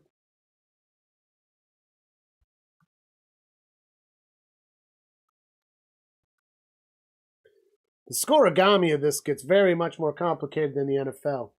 And I think I like it. I just don't like that they don't do kicks. I think that they should. I like the 2 and 3 point option. I think they should still have a kick. The idea for your podcast was Karen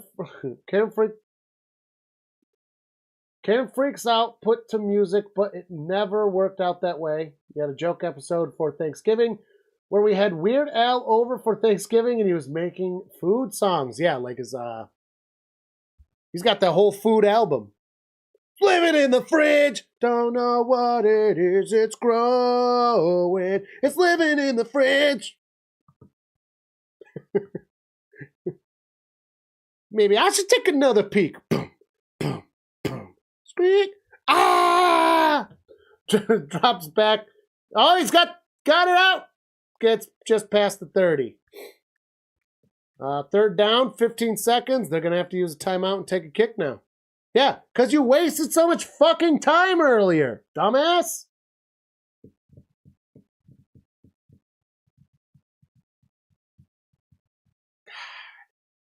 What are you doing? 2 seconds timeout, they're going to kick. What are you doing? You wasted all that time. What, so that you could score with a walk-off touchdown? How'd that work out for you, bub? You'd waste your time out on a third down instead of a fourth. It's dumb. God, why are so many coaches so bad at clock management? I understand I'm not a professional. I'm not there, and the coaches are definitely better at this than me. But I'm bitter because Zach Taylor, coach for the Bengals, is fucking terrible at clock management. We have lost so many games because of clock management. It's all we need is clock management. End of the game. Doesn't know when to eat clock, doesn't know when to fucking not save clock, doesn't know how to make plays that stop the clock well. Kick is up. It is good. 44-yard attempt, putting more points on the board for St. Louis.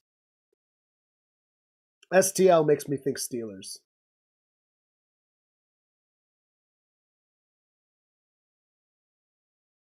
Yeah, I think I want to do like Weird Al style interviews, like where he he has the interview and then he fakes it. His backgrounds are so perfect though. I don't know if I could get, I don't have the means to do that. He had a pretty good budget. I did not realize how many like Grammys and top 10 hits he had. Also, I was watching a documentary on him recently. Like I always knew he was popular, but holy cow, he's like really popular. Also, the latest Weird Al movie, if you have not watched it, you need to. I believe it's on the Roku channel. If you don't have it, it's free with ads. I know ads are a little annoying in a movie, but hey, it's free. A lot of these streaming services are now adding ads back and still charging you. It's like we replaced cable to just have cable back. But anyways, that one is actually free with ads, which, fine.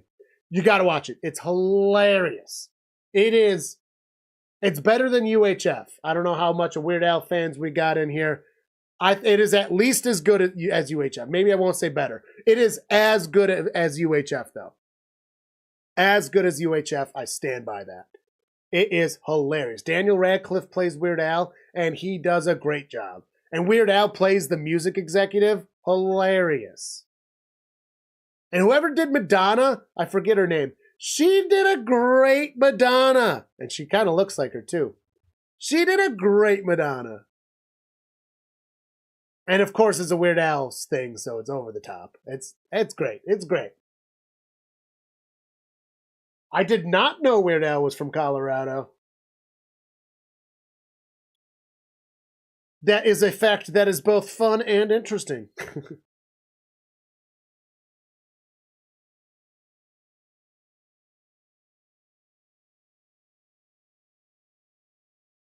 I truly believe Weird Al is why I started playing music.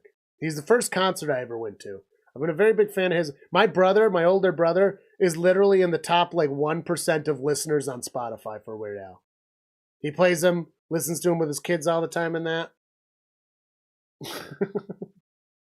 we are very big fans in my family of Weird Al.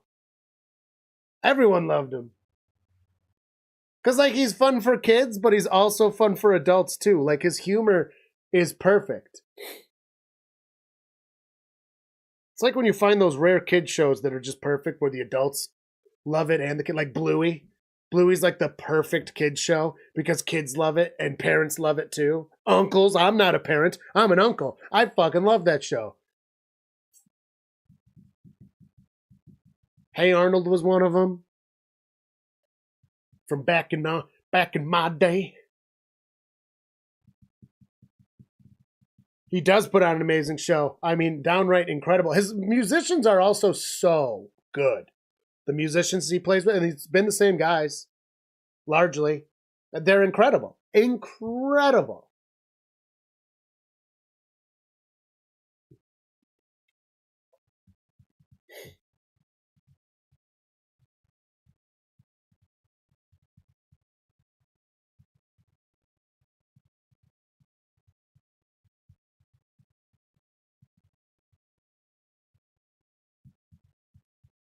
Well, we're in halftime. We got some commercials going.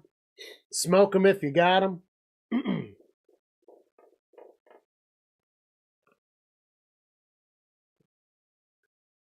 4 concurrent viewers.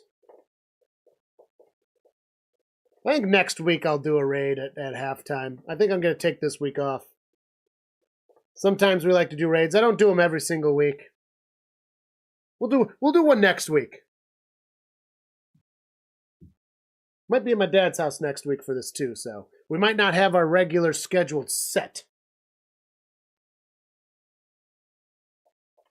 More than likely.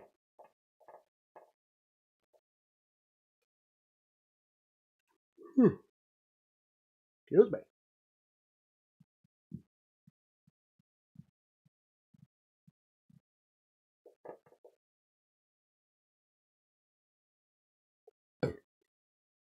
Well, I will tell you what. That Texas Brahmas, they are not out of this competition, not there yet. I think they're going to be able to come back the second half of this game, have a little bit of time on that football field. Battlehawks are putting up quite the tough contest against us, but I think we'll be able to come back.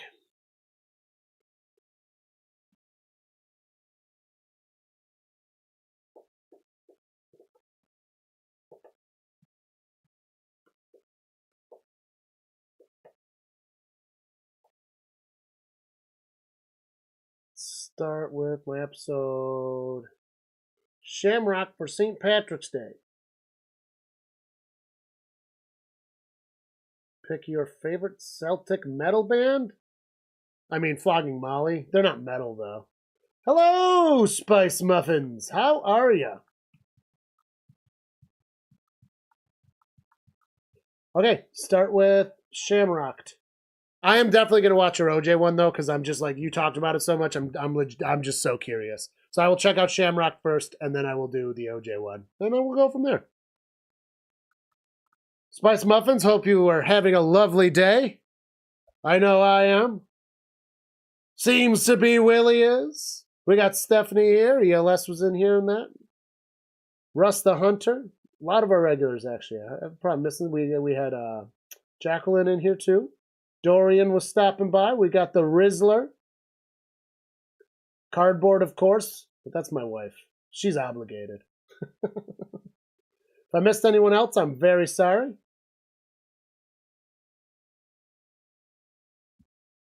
It's nice to be back after a few months off doing another live stream. I really do enjoy doing this. And it's because you guys are here to watch and interact with. So thank you. Can't entertain without an audience. You know, small audience that's engaged is always fine by me. I'll take a fucking, like, when we're playing in the band, I mean, luckily we're in a spot where we always have a good crowd anymore, but, like, back in the day, you know, there were days you were playing to, like, 7 people, but they were really into it, and those gigs were still fun. But you'd play a gig with, like, 30, 40 people at it, and no one was paying attention to you one bit, and those gigs suck. Those might as well be a gig with no one there. Like, engagement really does matter.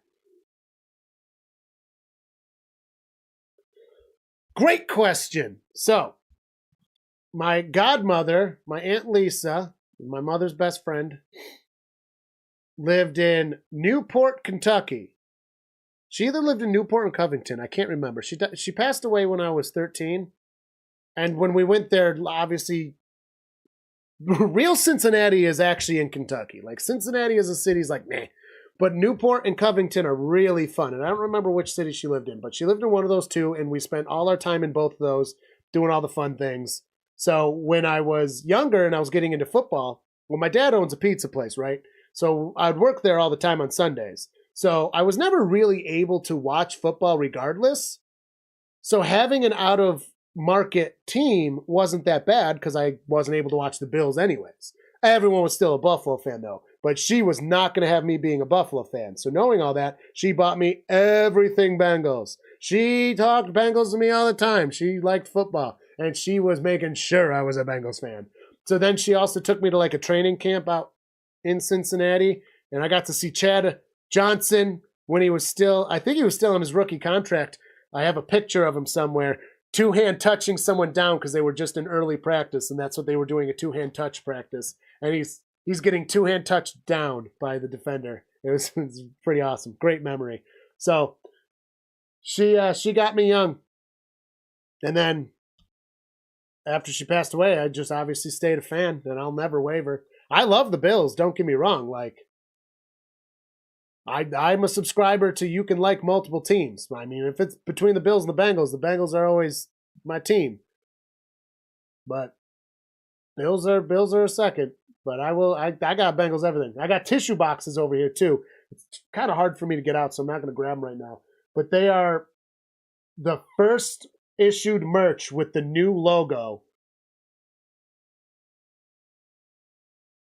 Not even. That's the old logo. Yeah, that was first issued with the tiger as the logo instead of the helmet. The fucking helmet was a stupid logo. Tiger head is a great logo. And then they switched to the bee. I don't like the bee as much. I think we should use the tiger more, but our merch does generally use both. So the tiger's still used a lot, but that's how.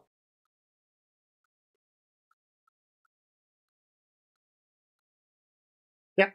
And my buddy John, who normally co-hosts with me, he's not here today. He has to work. He's probably not going to be able to do a lot of UFL. He has to work a lot of weekends, and he really pushes for the NFL season, which is half the year. He sacrifices a lot of time to do this with me, which I appreciate to no end during the NFL. He's a Browns fan, and his similar story, his uncle, is why he's a Browns fan. And man, that man has never wavered from being a Browns fan. And there has been a lot of lows for Browns fans. And he's lived in Buffalo his whole life, too.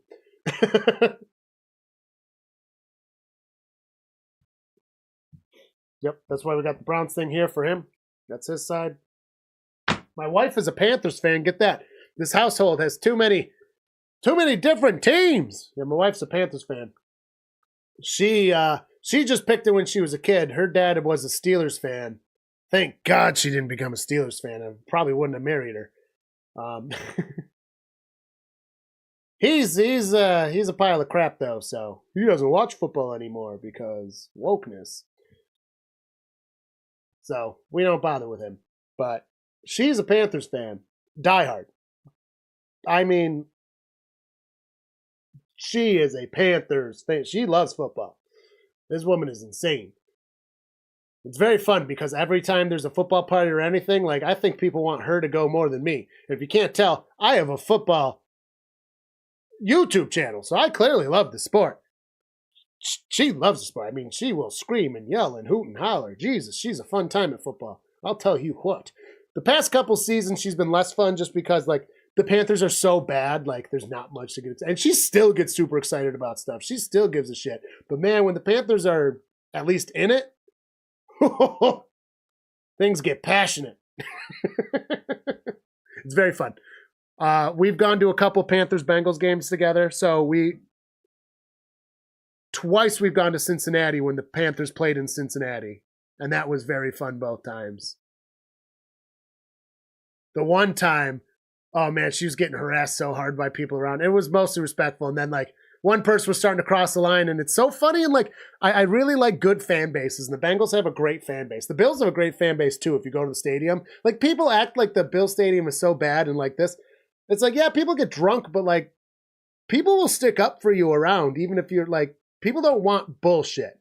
Like trash talking's one thing, bullshit's another. Anyways, we're in the Bengals stadium, and like we're all harassing her, and people I don't know around us harassing her too, and I'm joining in and we're high-fiving. One guy started to cross the line just a little bit, he's starting to push it, and literally other fans around are like, yo, dude, we're having fun. Like, chill.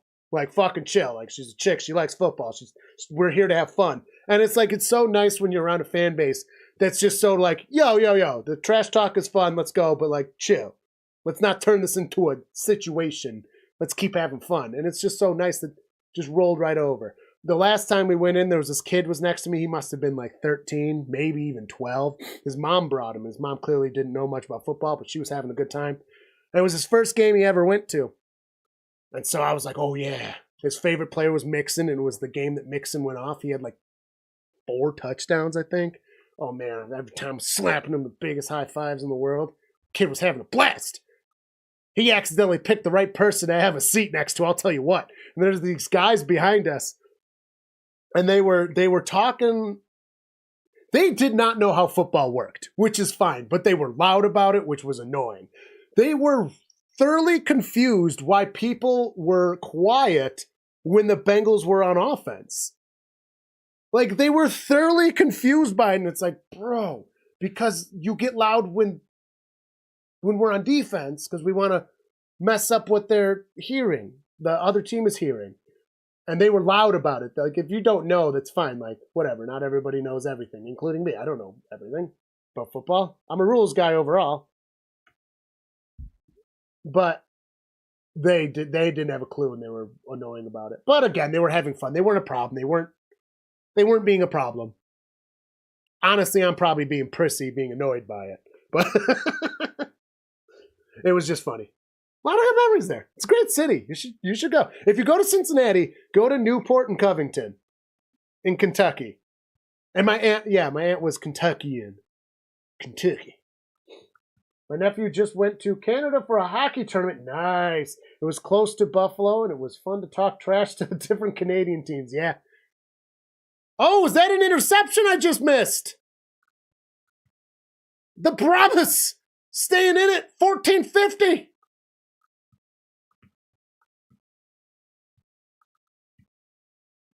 That is a huge play for the Brahmas. Who they think they're going to beat them Bengals? Nobody! Cheers. Yeah, Buffalo. The Canadians are fun too. There's a lot of Canadians that come here for Maple Leafs games against the Sabres and stuff. If you ever have the chance to go to a Sabres-Leafs game, whoo-hoo, that's fun. Now that's a passionate game. There are so many Leafs fans in the Sabres Stadium every time. It is insane. I mean, right now the Sabres kind of suck, to be fair. It's more fun when they're good, and the Leafs are good. But, can't always get what you want.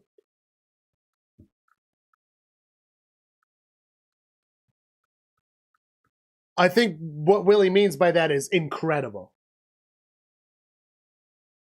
Having the best last place record in the league. Fires a moon pass! He tripped! He tripped! 13's the one that didn't reel it in earlier either. Ooh, not looking good, bud. Dude, Jake Browning last year? Come on, dude. Come on. Come on. He was awesome. He was awesome. You couldn't ask for a better bet. He was better than at least 5 starters. At least. I mean, he did a great job. And our Zach Taylorings didn't help us much. Not sold on our coach. Oh my God, big hit. Behind the line of scrimmage, going to lose 5 yards for the Brahmas. 14-12 left in the third quarter of this game. Oh boy, if the Brahmas score here, this is going to be a game-changing interception. That's a big hit, though. St. Louis is coming out with it. 3rd and 14 now? That's a toughie.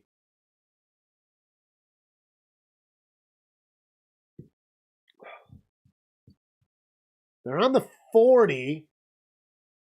It would be about a 57-yard field goal if they don't get anything. They really need more. Well, they're on the 39. He's running himself, gets some yards. Okay. He gained about 6 yards. Oh, there's flags all over the place. Not a lot of flags. We're only on 4. 4 flags.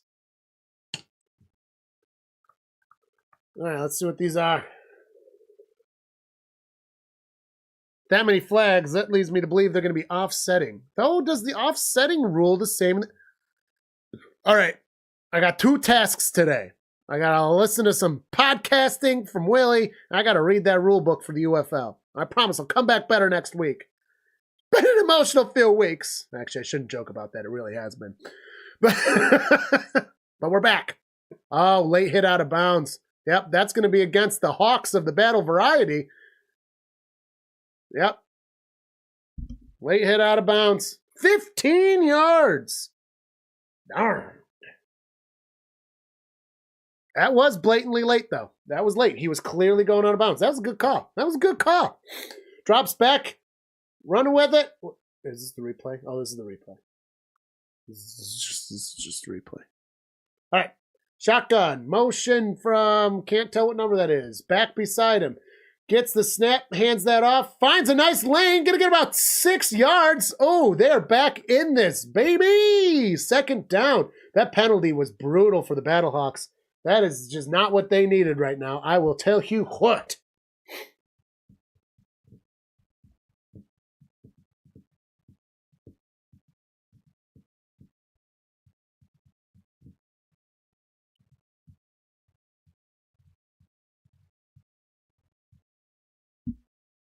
All right, so they're on the 15.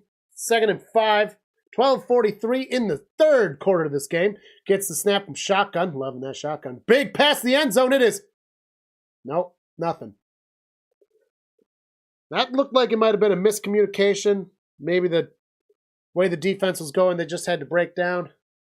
No, yeah, it was just good coverage, actually. Wow. Real time, that looked a little different. Should do a top 10 controversial NFL plays of all time on your sweet podcast. I mean, I'm down. I'm open to collabing.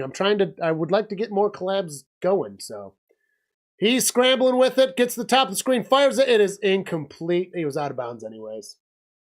Yeah, I want to do more collabs. That's why I was talking about earlier. I want to do like Rhino and Dixon. I really want to do some interview, maybe a cerebral palsy gamer as well. I'd love to interview him. I think that one would be really cool. I don't want him to be my first because I think that would actually be a really great interview. Not that anybody wouldn't be a great interview, but I've joined in some of his Ask Me Anythings, his Q&A things. He does on Fridays. If you've never joined one of those, you really should. He really is an open book. Kick is up. It's a 32-yarder, and it is good. Had to settle for the kick. Very disappointing for San Antonio. Bringing 12 points on the scoreboard for him.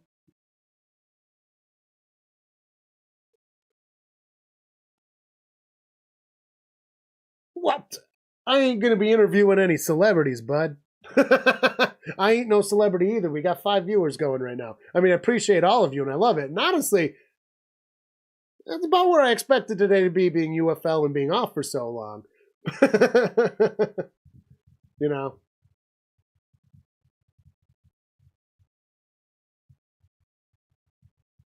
Collabs are about just building your community with other people, getting together, spreading word, having fun, doing something you love. You know, at the end of the day, we all want to be entertainers.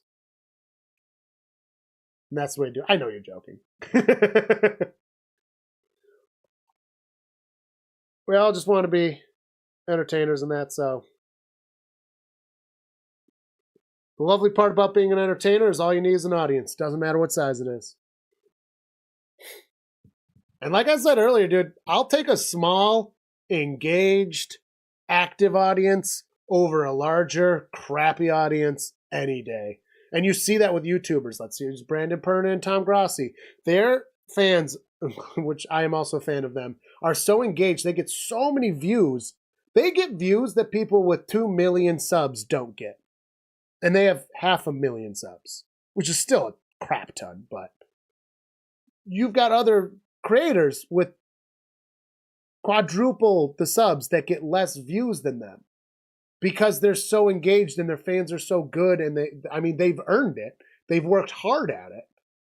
But that's the fan base I want.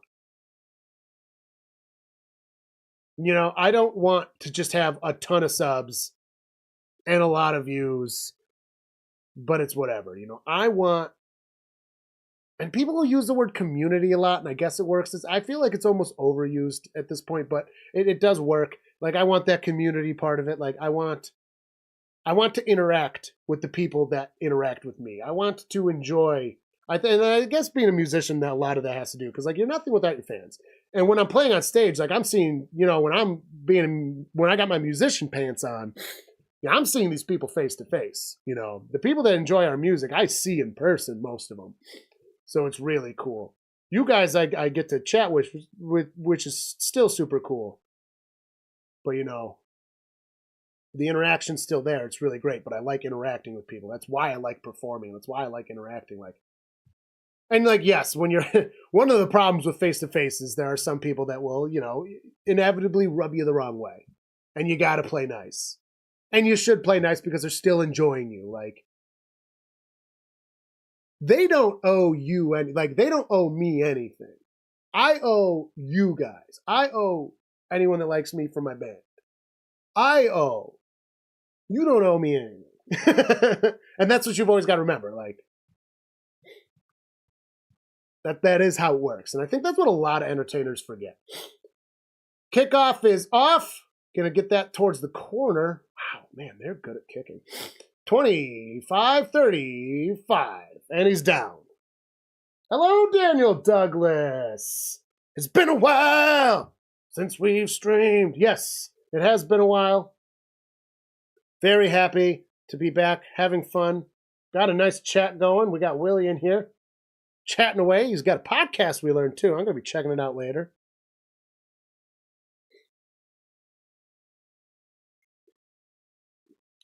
Excited for that. Hope you've been doing well, Daniel. Hope the spring weather's been treating you nicely. Hope you've been enjoying some UFL football. All right. Shotgun back behind him. Hands it off by not moving. Gonna get nice 7 yards off of that one. All right. Represented the Colorado Avalanche in the rivalry with the Avs versus Wings in a couple podcasts. It was really genuine because you were there. Nice. Would follow you because of good content. Not good followers. Yes. Good content. Do what people want. Listen. And take chances, you know. In order to find out what people like, sometimes you got to do some things, and maybe people don't like them. I've done that. Gets the snap from a lonely shotgun. Oh, he's scrambling backwards. Running all the way to the top of the screen, pointing. It's rude. Keeps it. He gets the fresh downs out of bounds. I think the Battlehawks are just playing a better game of football right here. I mean, aside from that nasty interception, they still stopped him to a field goal. Intense. Yeah, I'm going to be doing a lot more skits this year. I think I'm going to lean heavy into those skits that I was doing last year with the bar that I did for playoffs. I've got a couple that I'm going to do. I'm going to do the AFC North, Bengals, Steelers, Ravens, Browns, obviously. I'm going to do the Bills division, the East, Jets, Dolphins, Pats, Bills. I'm also going to do the Great Lakes Football Club. Oh, a great fake! A great fake handoff! And he got 9 yards or 8 yards at least on it. Good play. Second down, 10:07. The Great Lakes Football Club is going to be a fun one, which will be all the teams around the Great Lakes, which is Green Bay, Chicago, Detroit, Buffalo, Cleveland. And then I'm going to have a running bit that Minnesota wants to join, but Minneapolis is too far away from the lake. But because they're Minnesota, they're always going to want to join, and they're not going to get invited in. It's going to be fun. Gets the snap, hands it off, and gets the fresh baked downs. It was 2nd and 3 before. Life going good. About to finish up college. Just turned 20 and bought yourself a Chiefs Super Bowl replica to spoil yourself. Nice. I mean, not nice that the Chiefs won so you get to. Kidding. Exciting stuff. Congratulations on your birthday and finishing up college. It's an exciting time. God, I was so excited to be done with school when I finished college. I really was. I did pretty well. I was a good student. I like learning. Drops back, fires it. It is. I couldn't even see the ball. It got swatted. That's why. School's fun. It's fun being there. Then you finish. It's nice to be out. Then you get hit with student loans. Hopefully your state, I don't know how your state is. New York is good, except I went out of state because I'm an idiot. So my loans suck. I'm an idiot.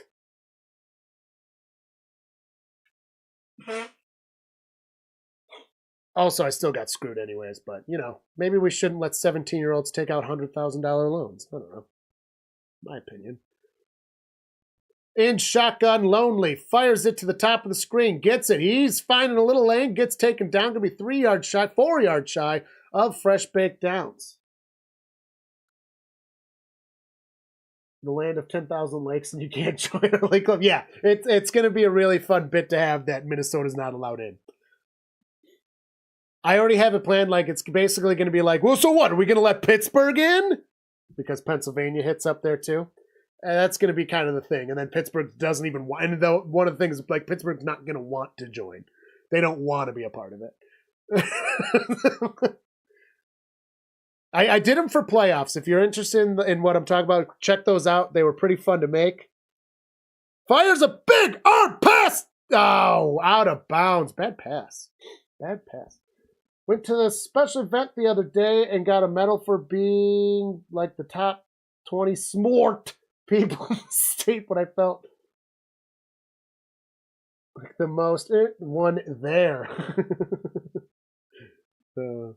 Hey, that's what happens when you get you move up to the next group and then all of a sudden you're not where you thought you were, I guess. I don't know.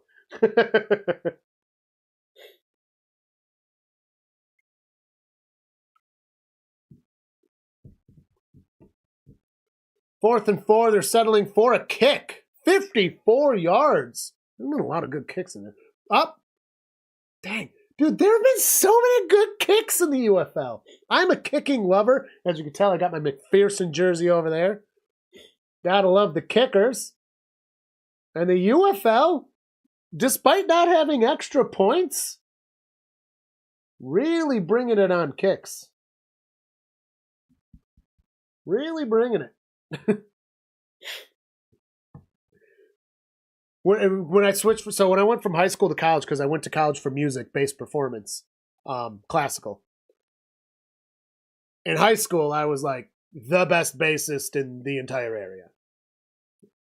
And then you go to college, and this is not true anymore. And then I worked really hard. And by the end of college, I was like, man, I am like really good at playing this instrument again. And then you get out, and then you join the big boys, and I started doing the rock band stuff. And I was like, man, then you get kicked down another step again because it's like, okay, a lot of these people have been playing for longer than you've been alive. And by kick down, it's not like an aggressive kick. Like, everybody's respectful in that. I love the community around here. A lot of good musicians. In fact, there have been a couple gigs that I was playing and we're on stage and I see too many bassists come out. And every time if I see more than 3 bassists in the crowd that are in local bands, I'll have to make an announcement that somebody has to leave. There's just too many bassists. It's past the quota.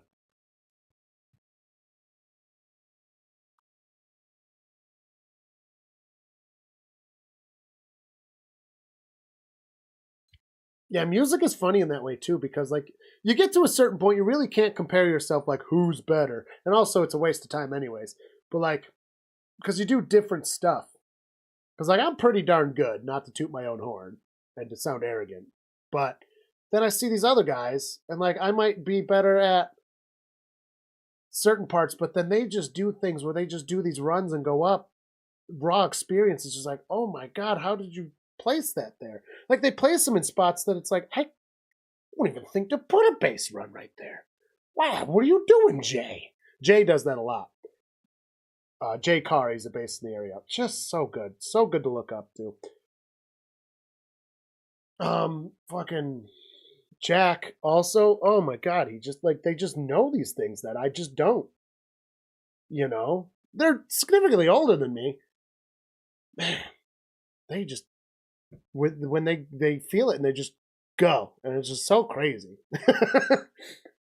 It's nice. They compliment me a lot too. When I go see them, obviously I compliment them. It's just so nice too. A lot of mutual respect. Very cool. It's very cool.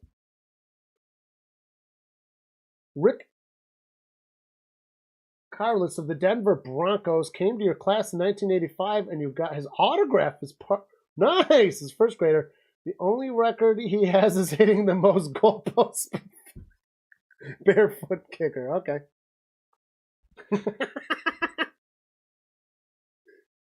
That's kind of funny. Hey, it's still cool. I don't know where it is, but somewhere I have a board with a nail put through it. So here's a Buffalo legend. One of the strongest men in the world is from Buffalo, and he won it a couple times. Dan Reinhardt, I think his name was. And I have nail. He just took his hand and just put a nail through a board. Like an inch thick board. I've got the board, and he signed it. I got that at a camp I was at. And the return, he spins, he's on his feet, gets the 30, just shy of the 35-yard line. Nice starting position for the Brahmas. Earlhart, maybe? Reinhardt, Earlhart? Is it Earlhart? Something like that, I forget. He could take, I don't even know if they exist anymore, but remember those hot water bottles? Like the rubber things? He could blow one up until it popped. It got huge. Huge. Like, I don't know how you have that much breath control. Hands it off, running downfield, down screen, gets to the 40 as he's taken down.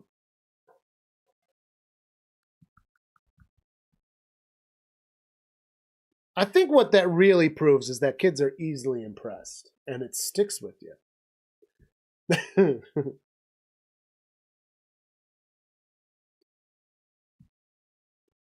6:26 left in the third. Pointing, rude.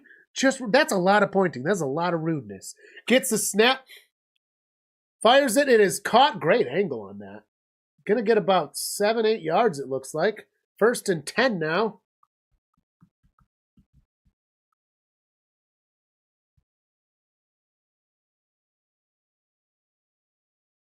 I mean, I was like in 2nd or 3rd grade.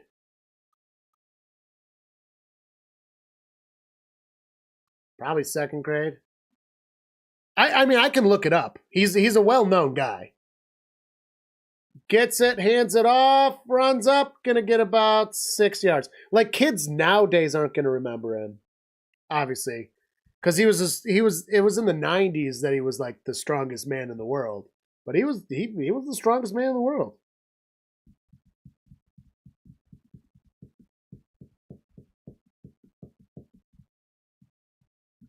You know what? Now I'm curious. Gotta look it up.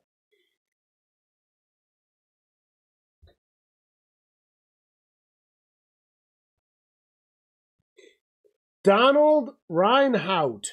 I was close. Donald Reinhardt. Naturally, you can't read a signature because who can read anyone's signature, including mine? See, it's super easy to look up. And I'll definitely forget it before the next time I see it again.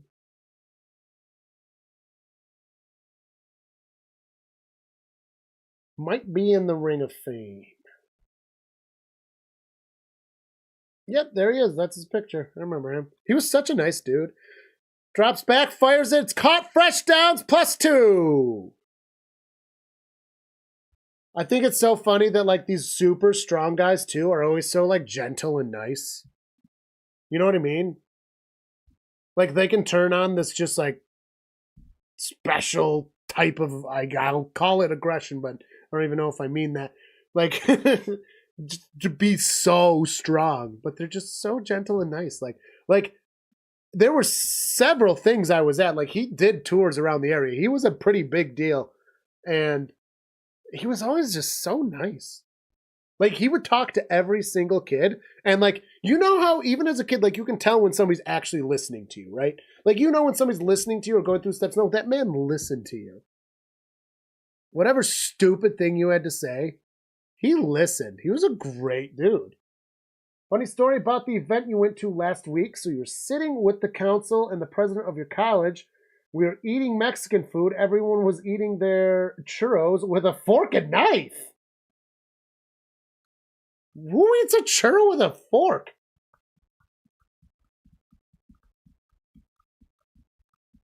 Right. That's bizarre. Yeah, dude. The God I don't believe in gave us hands for a reason. Use them for your utensils, baby. All right, 20-12. 3:36 left in the third. We got a shotgun back beside him. Drops back, pressures coming, fires a big back. It was tipped, almost intercepted, just like the other one, but wasn't.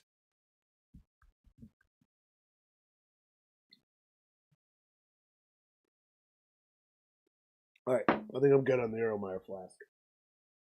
Nah. Oh, there's a foot.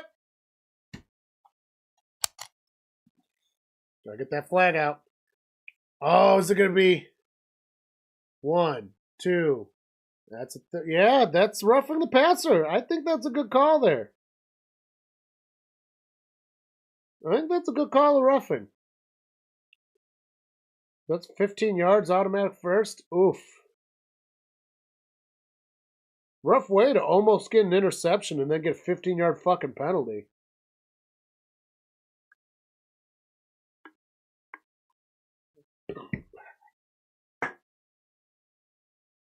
Wearing a t-shirt and sitting with guys wearing fifth. Why were you wearing a t-shirt? Running, gonna get 2 yards maybe.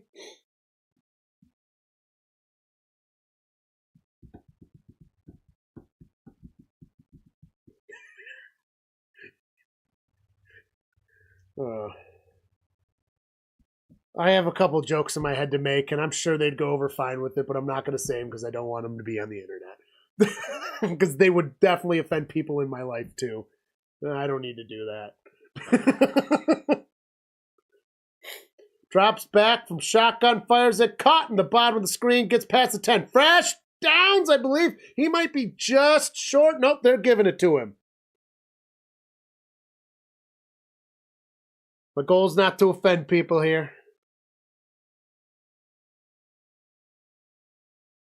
And I'm not saying that in a, you know what I mean. Like, I'm being sincere. This is an all-inclusive bar. Everyone's welcome.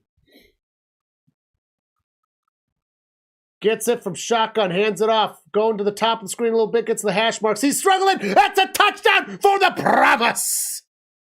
Go for 2 and it's a tie. I say they go for 3, dude. Go for 3. Field goal gives you the lead. If you miss, that is.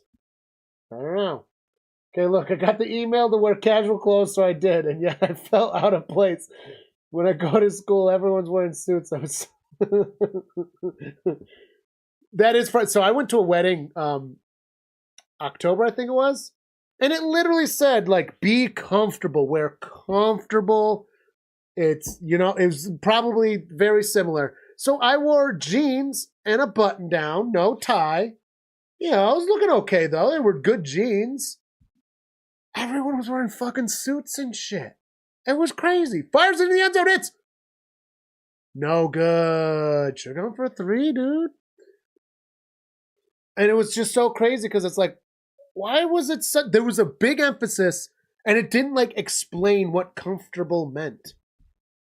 So people were wearing suits with no ties. Some people had suits with ties. Some people had dress slacks, shirt and tie, or that. And it's like, and then I'm like, there's like 3 of us wearing jeans and a button down. One person was like jeans and a polo, and we're all like making eye contact, like, we got the same fucking memo as everyone else, right? Well, this is a little fancier than we were alluded to. This is why dress codes on things like weddings and fancy events should be more clear. So if you're doing that stuff, like, make it clear what people should wear.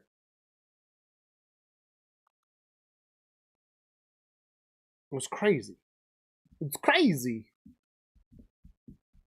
Oh, I did not change the score. Need to change the score. 18.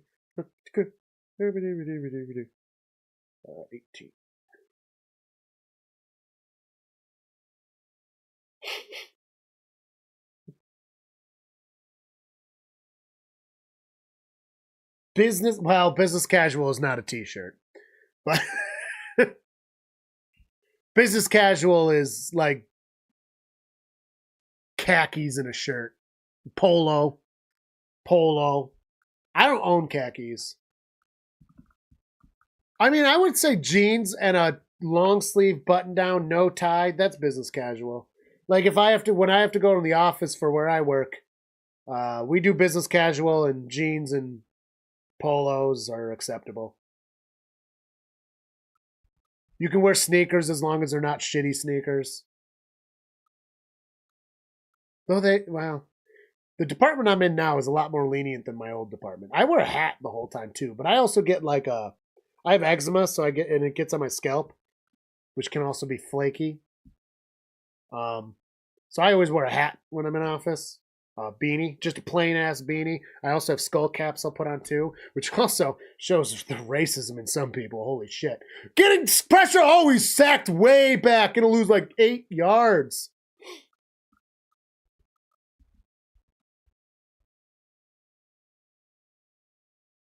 You did wear a button up. Well, you said a t-shirt. Yeah, dude, I'll put a skull cap on. And like, I've got olive skin because I'm Sicilian and Polish. So I tan up nice, and like the Sicilian in me is pretty goddamn dark skinned. So like, I got this olivey skin and I got the beard. I put on the skull cap, and then people are like, "You look Muslim. Take it off." I'm like, "What the fuck?" I'm not kidding. This has actually happened from people I work with. Now, I didn't go to HR because I know better than that. HR ain't there for you, Shug. Whether they should be reported or not is not the problem. Also, like, whatever. And like, this is a diverse work. I work for Citibank. It's a diverse environment. And it does not happen to my current department. It happened to my old department. I was like, oh my God, dude, what the hell are you? Like, first off, who gives a shit? Second off, fuck you. Like, this is how I look. And like, who cares? I don't care. I literally don't have a religion. Like, what are you talking about? Stop it. Don't be an asshole. Big arm pass, it's caught. He reeled it in. He caught it. Huge gain. Huge gain. Yeah, super fucked up though. Don't discriminate against people. It's fucked up.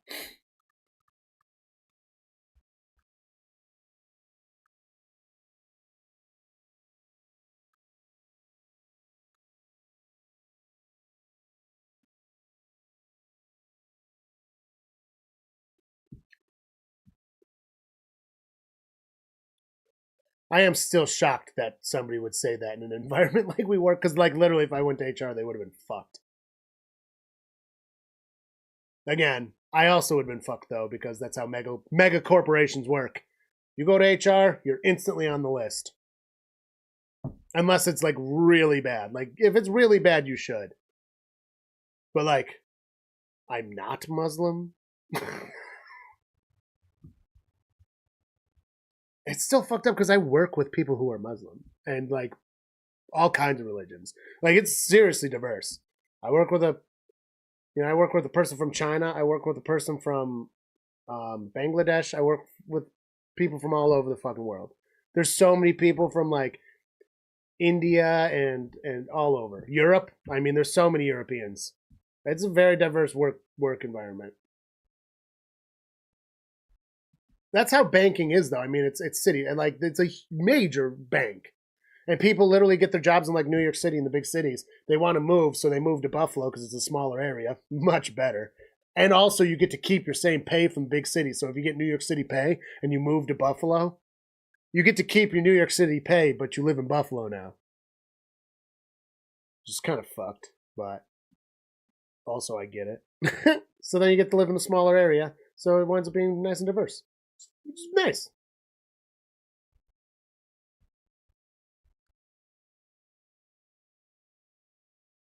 Yeah, it's I don't understand. Yeah, they literally said it like it was bad. It's like, okay, first off, like you're literally assigning a religion to the fact that you're literally saying that I look Middle Eastern. First off, which I have had Middle Eastern friends my whole life, so fuck off, like shut up. Like people are people. Did you notice the United States is diverse? Like what? So weird. Also, it's not fun. I go through the airport, I get searched every time. That's a real thing. And I think most bearded people do, unless you're really white. If you have any sort of tan in your skin and you have a beard, you will get searched at the airport randomly. It's really dumb. That's the way it works, though. We had a guy at the gym from Afghanistan, and we boom, boom, because yeah, but like that's just joking amongst. Well, maybe it's not. I don't know. Maybe you shouldn't do that. I don't know the exact situation, but like. I'll make jokes with my friends that I would never say online, right? Or in the workplace. I'm not going to be on camera saying things. But these are two friends. It's like a joke. I wouldn't say this to a stranger. You know what I mean? Like, and I don't mean it. And they're also not that bad. Like, again, I'm not going to say them because it's online and, context and anything. Like, we're not going to go there. But and like the intent matters a lot too. Like the intent of what you're saying, right? Like when they said that to me in work, it's like they were literally like, take that off. I mean, I didn't.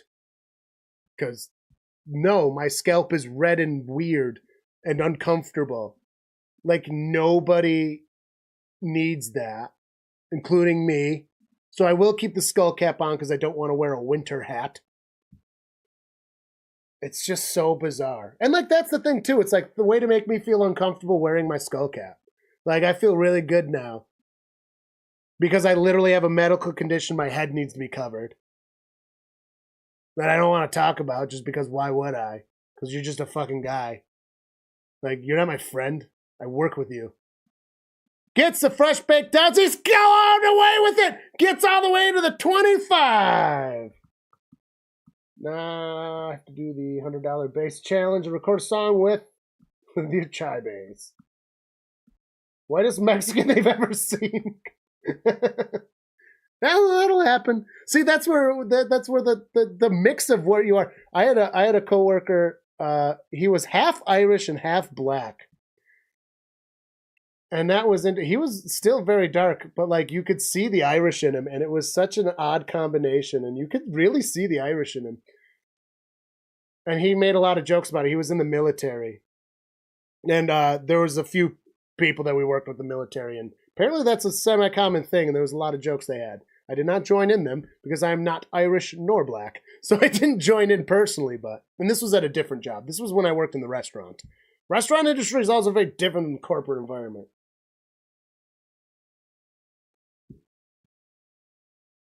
Hey, what's up, Irish?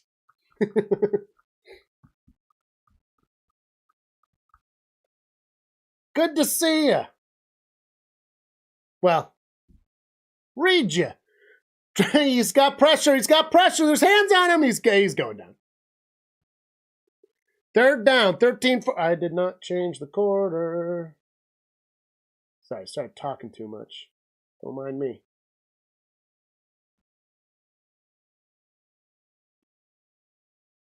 Oh, it's going good. Had to take those. We wanted to start streaming again the week before UFL started. I know you already saw the post we made. Lost our our brother. But we're back doing it. This is actually his duck. He gave me this duck. So we will be doing we'll be doing more of a celebration of him during a Bills game because he was a Bills fan. Drops back. He's got some time. Oh my God, how is he getting away with this? He's over the line when he threw.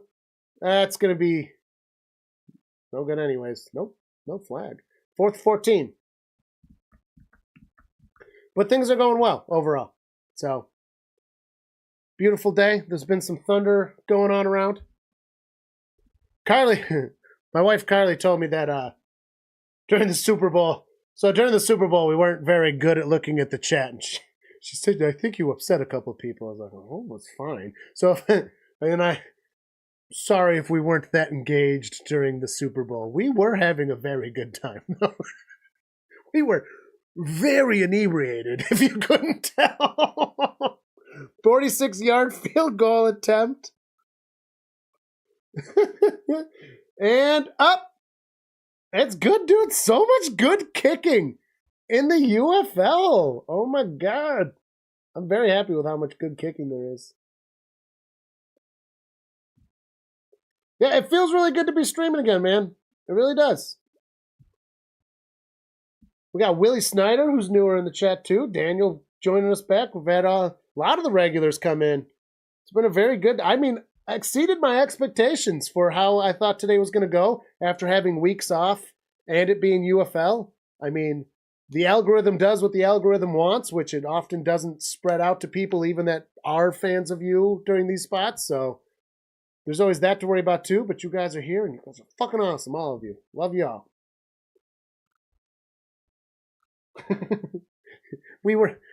I always felt the Johns, dude, they can handle their weed better than me, right? They gave me edibles, and then I ate more edibles.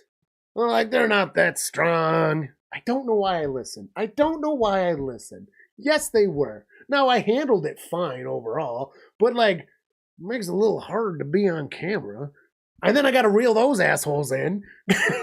Or try to. I did not do a good job during the Super Bowl. Oh, my God. It was super fun, though. I had a blast. I had a sincerely great time during the Super Bowl. It was very fun.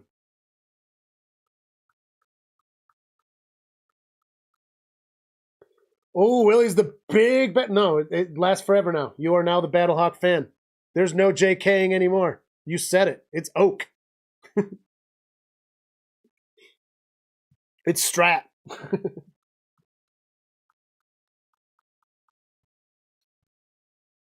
I appreciate that, Irish. Here's the thing, though. What I mean by the algorithm is sometimes, because I know that I've got a couple cousins and stuff that watch, and they'll always chime in and check. They're not very chatty, and especially with the videos. YouTube will just stop recommending it. I had a couple friends, they're like, why am I not subscribed to you anymore? YouTube just unsubscribed them from me. I got unsubscribed from me, literally on my band's channel, because Furious George is subscribed to TSST, right? I went on there and I was like, where's TSST? YouTube unsubscribed me from me. What the hell? So that's what I meant by that. It's literally, it's got to be just glitches, because I have a hard time thinking that it's programmed to do that. However their AI goes, I think they call them hallucinations when AI does that. It just hallucinates and does that kind of thing. It's just annoying. It's canon now. Yeah, literally. And there have been more than a few examples, so I know it's true. And also, the people that did it would absolutely not just be unsubscribing to they wouldn't forget it's my channel and accidentally unsubscribe. You know what I mean? That didn't happen.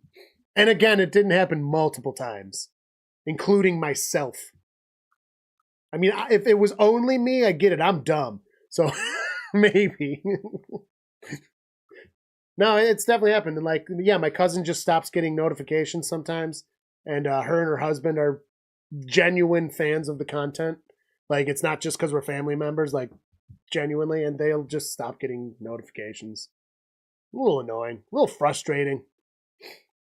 But that's okay. What what are you going to do? I mean, I don't pay to be on the platform. I'm technically making money because some of you lovely people have provided us with funds, which is how we bought some of this background, given good donations for our cause. So, like, yeah, what do you want for nothing, right? It's kind of hard to complain. The point really is it's nice that you're joining us, and I appreciate you. That's really what I'm getting at.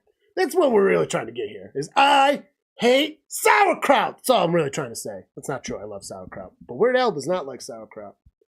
All right, kickoff is about to be off. Battlehawks kicking off to the Brahmas. Score right, 23-18. No, it's wrong. No, it is right.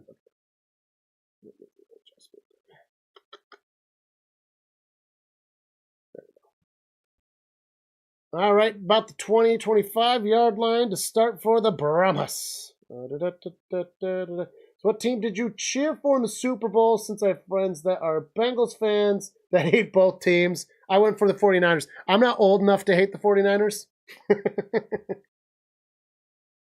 I also like Brock Purdy. Also, like, I don't hate the Chiefs. I don't hate any individual. I like Andy Reid. I do like Mahomes. I hate his family. I like the Kelsey brothers, but I'm not rooting for the Chiefs. Not doing it. So I rooted for the 49ers. Also, I like running back, Christian McCaffrey. Actually, have some Star Wars episodes where that is the comedy of the arguments. Yes. Haven't chatted since we got... Oh, yeah, you are... Yeah, you got Mixon. Hey, he's good. He's getting a little old, but that's what running backs work. Kind of sad to see him go, but... The thing is that a lot of people aren't realizing that next year we have contracts up that need big money.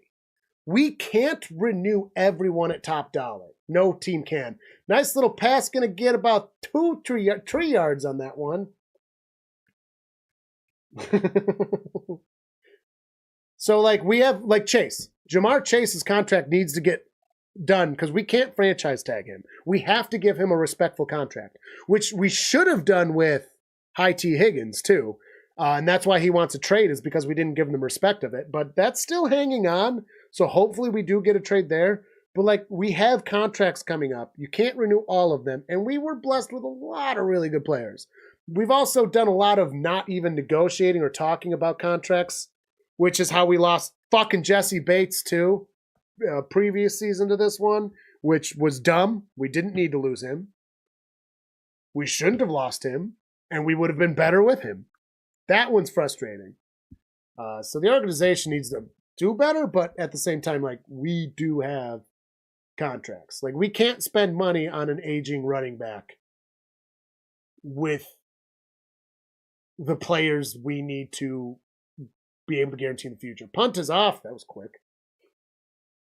Might root for the Chiefs if they played the Steelers, maybe. Oh, I'll definitely go Chiefs over Steelers. I do not dislike the Chiefs enough to root Steelers over them at all. No. Fuck the Steelers. Bengals 49ers Super Bowl. We almost had a Bengals 49ers Super Bowl. It's close. And if we had it, Bengals probably would have won. Cowboys said they were all in and did nothing. Glory hole. They're all in that glory hole.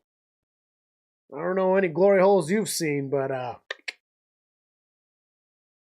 you don't have to spend a lot of money to be all in a glory hole. You know what I mean? You know?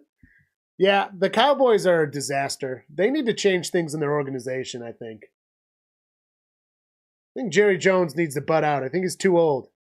He was a rare case of an owner that did an okay job being part of management, and I think he's just too old now. But look at our politicians. Old people don't fucking leave power. They don't leave with grace. Run and get a nice gain. That's fresh. Baked Downs, I believe. He's close. Forward progress, though. All in my ass. Nice. Got the comma right. Yeah, all in my ass. It's like, whoa, dude. Okay.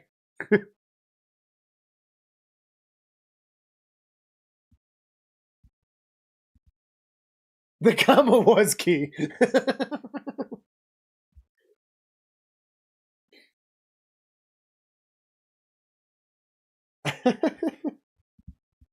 Well, that was from the tweet. Who tweeted that? Or X'd it or whatever the fucking call it? Can we all agree that Elon Musk just sucks? Launch yourself into space and just stay there. Why can't he be one of the people that was on that stupid submarine? In shotgun, gets the snap, fires it to the side, gets a nice gain, fresh downs it looks like.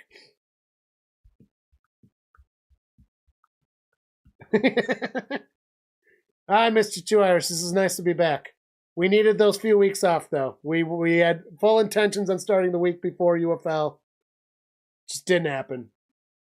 We're back. I don't know how much John will be here for UFL.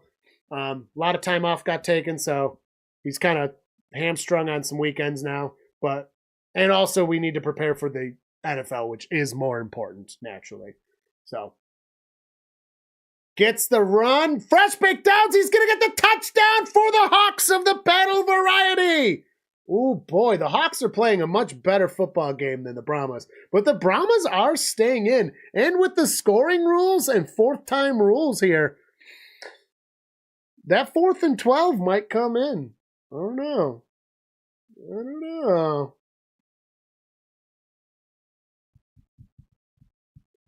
Yeah, Skip Bayless. And it's also very funny that it came from Skip.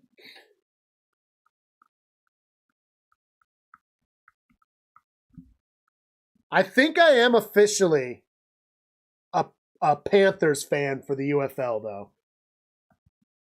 2-point attempt, the most common of attempts. See, this is why I think they should still do a 1-point kick.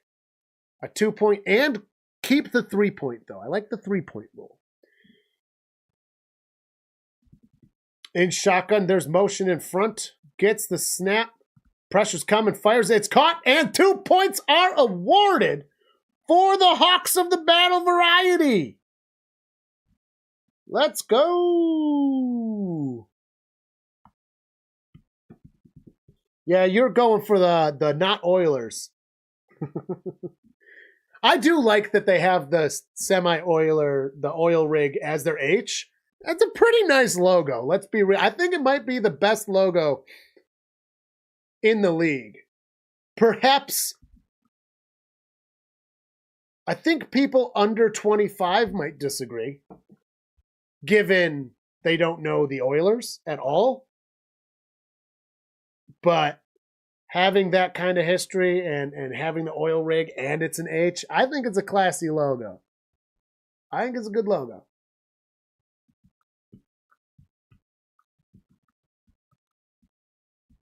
Anybody that's joining us, don't forget to hit that like button, please. Does help.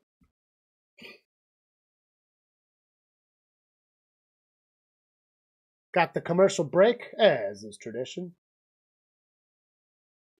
Great.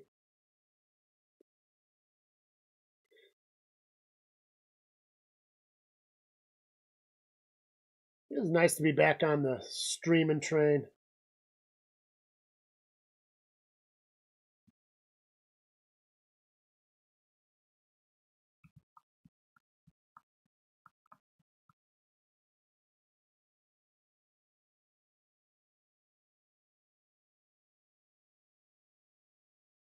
Oh man, dude, so funny. I watched wrestling as a kid. And I've been getting a little bit back into wrestling as well. Like, for real. I for one, I think it has improved. I think it had a low point and then it improved. 2, I think I grew up a little bit and then I just enjoy it more again. I think that there's like an age gap where wrestling's just less fun for some reason. Like, it's really not built for people between, let's say, 19 and 25, right? Maybe I'm wrong, disagree with me, whatever.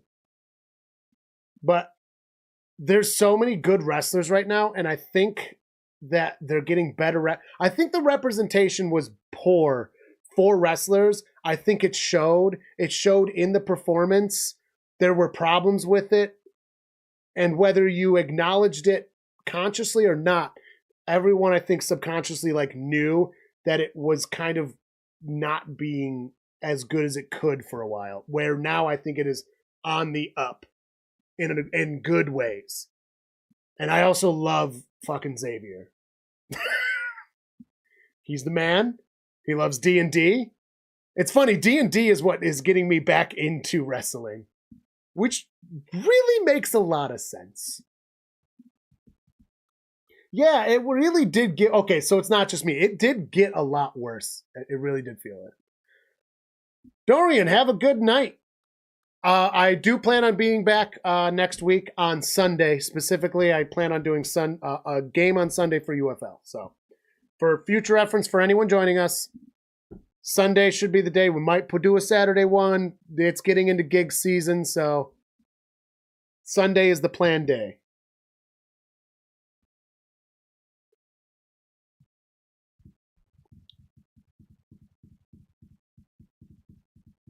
Yeah, wrestling is getting a lot of fun.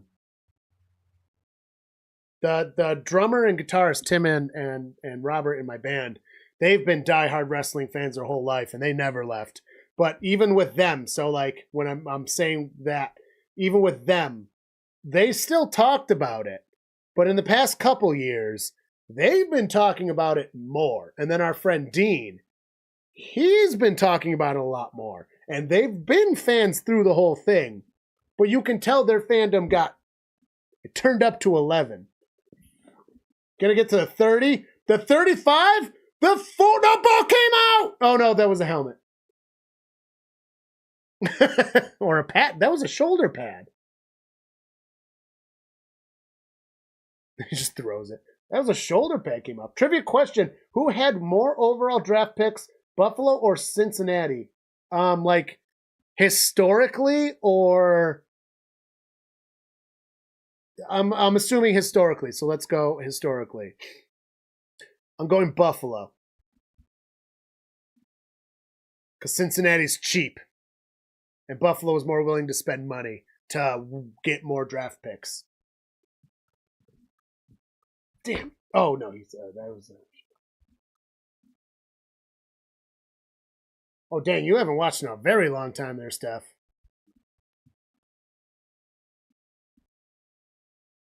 Me and my one friend, he had all the, like, action figures for it. And so we would do, like, when we were little, we would have the action figures, our own wrestling matches, and they'd have all the ladders and shit. It was super fun. Super fun.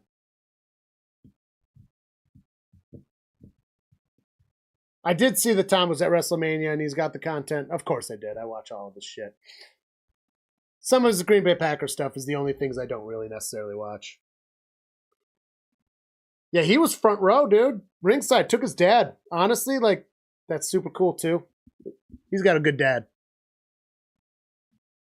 7:26 counting down the fourth quarter. 31-18. This game is getting a little away from San Antonio. They really needed to stop the last touchdown. First and 10. San Antonio hands it off. Gonna get a yard or two. Oh, Steph, wrestling was never real. It's always been sports entertainment. Stop it. Stop it, you. Back in my day. It wasn't even real in the 30s. Fires it. Catches it. Fresh downs. Plus a couple more.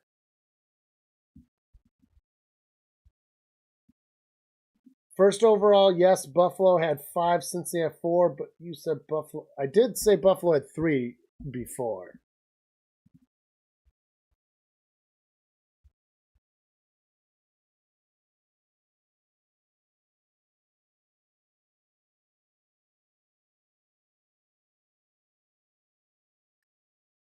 But I already got corrected on that, so I already knew.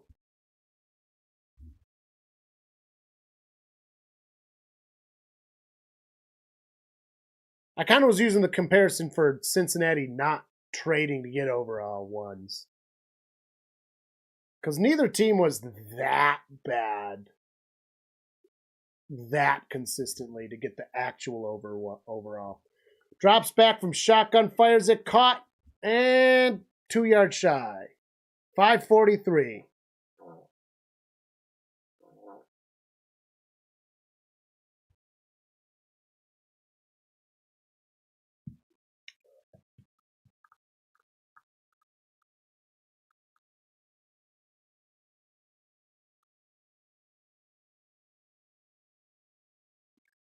I didn't know he had a thing going on with me. Wait. Oh, so it was like you were in the chat while watching Mania. You were in the chat on the Discord. Okay, I got you. Sorry, I read that a little funny at first. Hands it off, up the middle. Gonna get a couple yards. So cerebral palsy gamer, this was months ago now. He did one of the wrestling things, and that was fun to be a part of with his chat. That was pretty good. I think that was still during the season. I think it was during playoffs that one happened.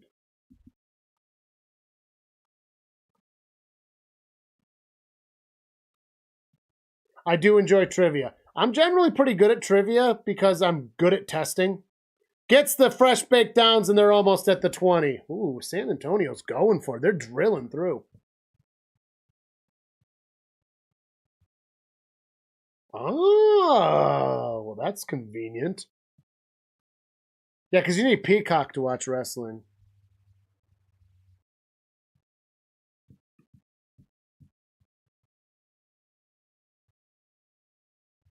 All right, shotgun. Motion to the bottom of the screen. Fires it to the motion. Fires it again. Oh, right. I forgot you can do 2 passes in the UFL. I forgot 2 passes are allowed. What a good play. Let's give a round of applause right there for that play. Let's give a round of applause for that play. Reminding us, see, I got to read these rule books. And, boom. Decent pass. Decent.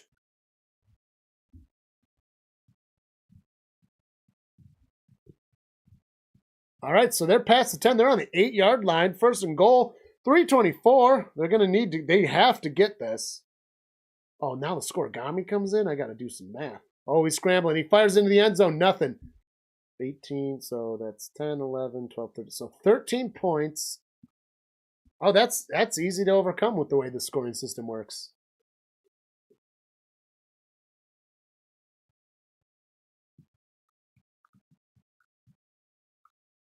Six. Nothing.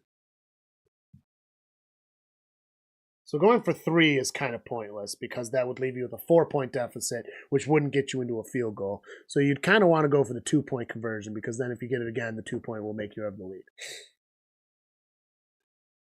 Hands it off. Running with it. Going to get 5. Gets. Ooh, close. 2 yards shy, it looks like. 2 yards shy, it looks like.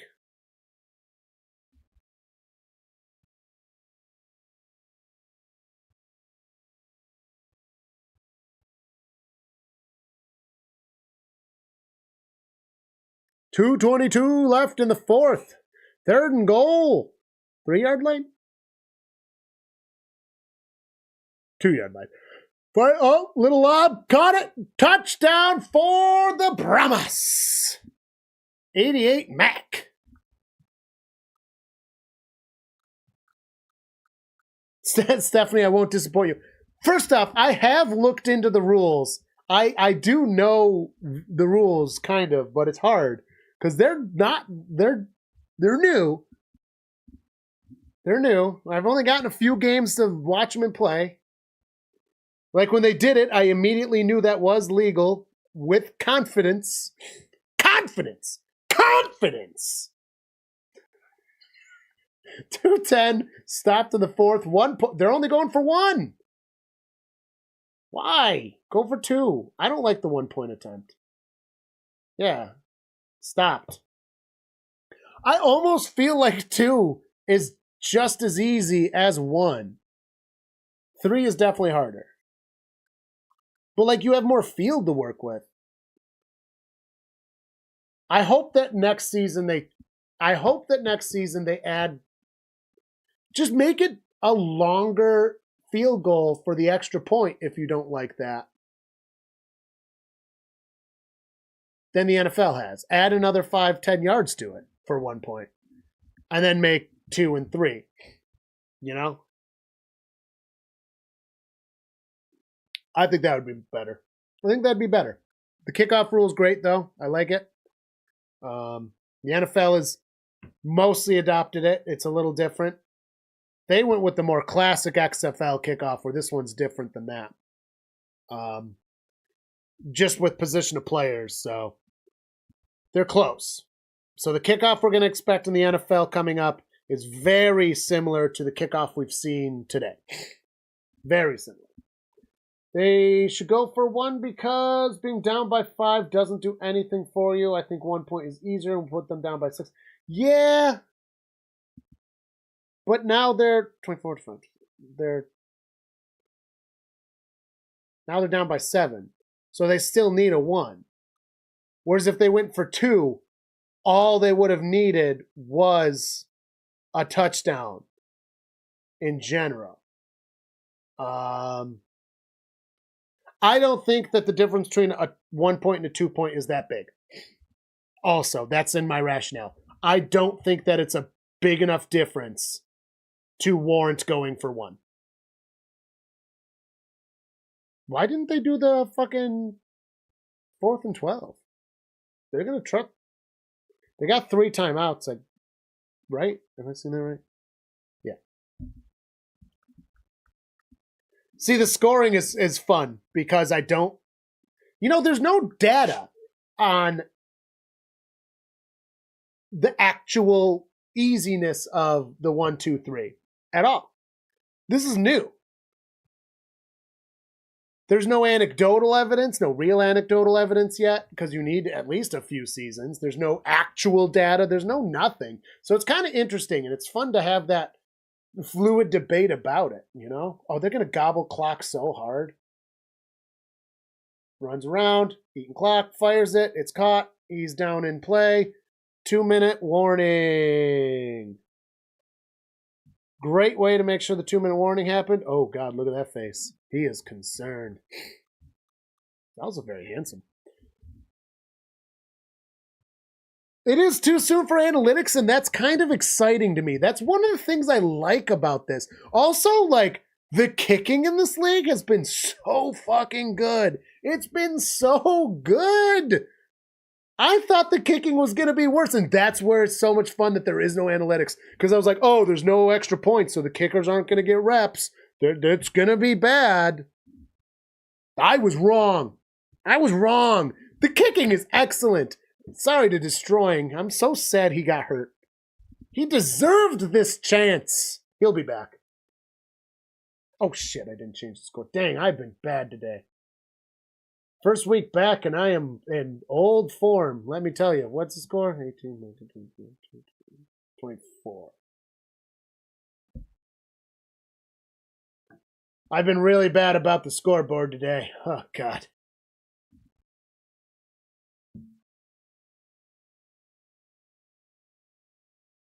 Oh, we got a severe thunderstorm watch?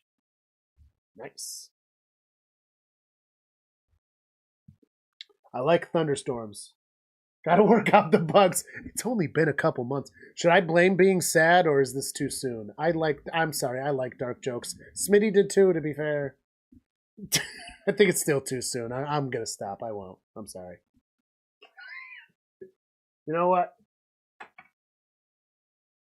If you have a libation with you, let's do a quick cheers to him. If not, that's fine too. We'll still do a cheers. Do a little small one. Rum, his favorite of liquors. Been saving this one just in case for this. We will do a better memorial stream during a Bills game. Irish, I don't know if you were on when I said that before. He's a Bills fan, so we will do a nice honorable Bills fan one. Also, any super chats or anything that comes in during the UFL, I'm going to be giving to his partner for use for his celebration of life will be the end of June.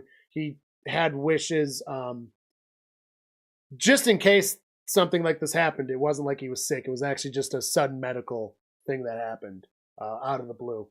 But they did talk, and he wanted things to wait before, and then he wanted a party. So it's still going to cost money and stuff. So anything that does get donated to that is going to go to his partner to offset costs of what she's dealing with right now. So just to let anyone know, if you do any of that, it will be donated.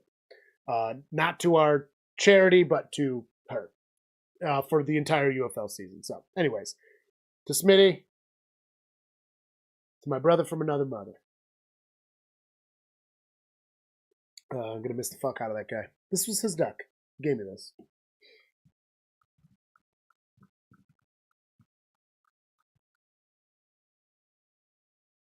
Bassist who leaves because there are too many bassists.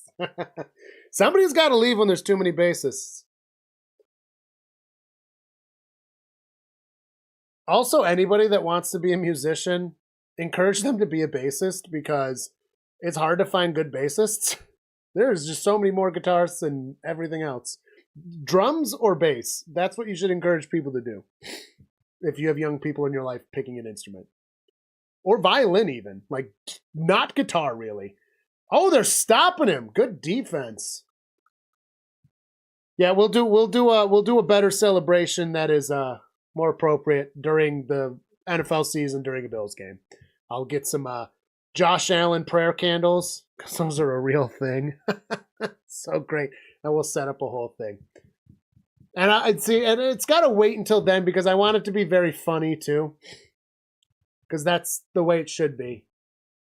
Like the celebration of life is taking a while because he wanted the shock to wear off. He didn't want people to be. He was a funny dude.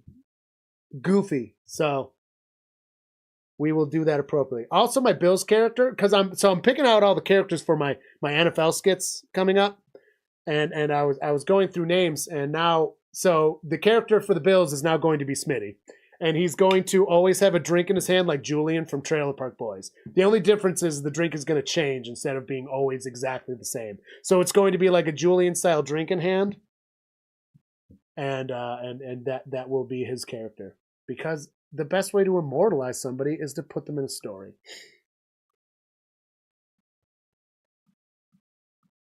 Thank you, Irish. Oh, I can like... Oh. And we got 1:54 left. Yeah, Steph, I do know you have them too. So it's so funny, like his partner there. Are they already celebrating? No. His partner there, one of the only, like, the chat before what happened, or the text, was literally showing her prayer candles because she's also a Bills fan. She's from Buffalo, moved to Boston. He's also from Buffalo, moved to Boston, and they met in Boston, which is really nice. And she had them, and that was the last picture before what happened was, and it was a point of comic relief when we were talking to each other at that point. It was very funny that was like, of course that's the last thing. Punt is off. That was a great attempt at a punt block. It really fucked up that punter, but it was still a good punt. Like to hear your feedback. I worked really hard to build your brand. It will sound like you'll have a great brand as well. Yeah, absolutely. I will absolutely give feedback. Constructive criticism is a good thing when it's respectful and kind.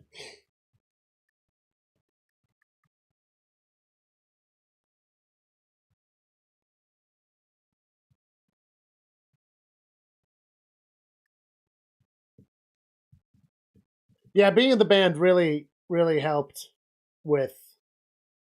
Look at that. He almost got it and avoided getting a roughing call. That was a fantastic play.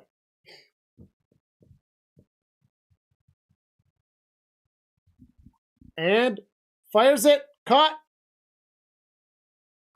Going to be just shy. Oh, I am also to the members. Like, I think the only member we have, current active member, is Steph.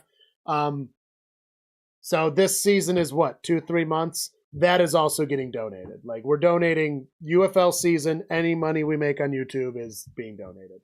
Just to make that clear too. I want to let people know where their money's going because you guys are so kind. So yeah, your money currently for UFL season, that's where it's going. Any dollars we make.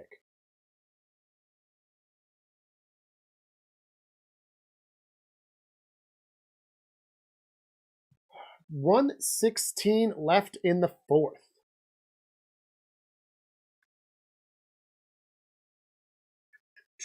Need a beer. Let's get that. Oh yeah. All right, hands up. Oh, is he shy? Did he get it? I think he's shy. I think he's shy.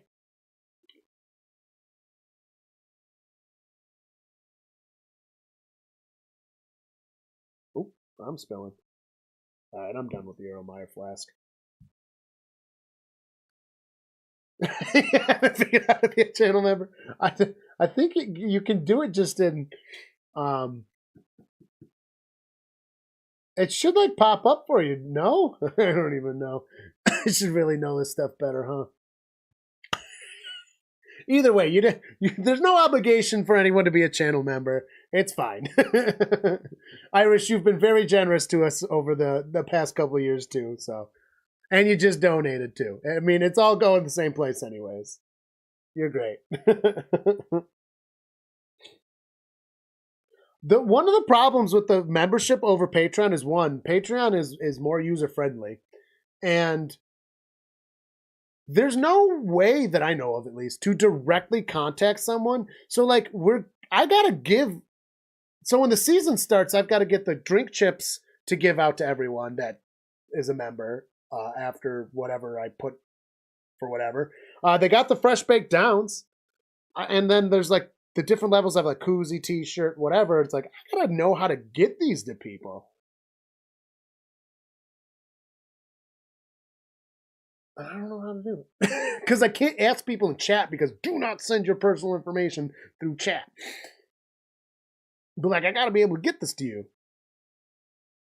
Luckily, I got a few months to figure it out because that's when it's gonna happen. Is when the next season starts. Is when we're gonna get that out. We just need to get a little more funds in place so I can order those drink chips because I'm trying to order some pretty nice ones. They're gonna be bottle opener things. I want them to be pretty nice.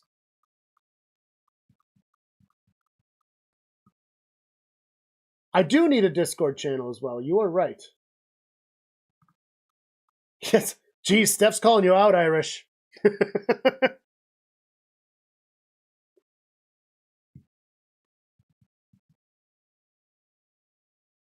In shotgun, gets it. Oh, he's got time, fires. Oh, a nice snag out of the air. Going to be 2 yards shy for second down. Out of bounds, stopping the clock.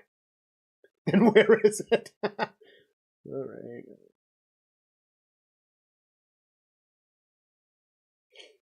It's got to be on. Oh yeah, you go to our. So you click on our homepage and it's join. It's right at the top. There it is. So if you go to our channel page, it's right at the top. It says join, and you click join. Also, Irish, you're grandfathered into the whole. After so much time, you're grandfathered into that. Same like with the carving you were like. This stuff does not need to be consecutive. Gets the snap from Lonely Shotgun. He fires it. It's caught. Fresh downs, inbounds. There's no timeouts left for the Brahmas. They're going to have to spike it or do something or hurry up. Nope, they're going to go for it, I think. Yep. Got it. Fires. Caught. Down. Get off of him or that's delay a game. Go to channel. Hit join. Drops back. Fires! Big on pass! Big on pass! Incomplete. That's actually not that bad, though. Stops the clock at 28 seconds for a third down. Oh, Battlehawks coach is getting fucking scared. Getting scared.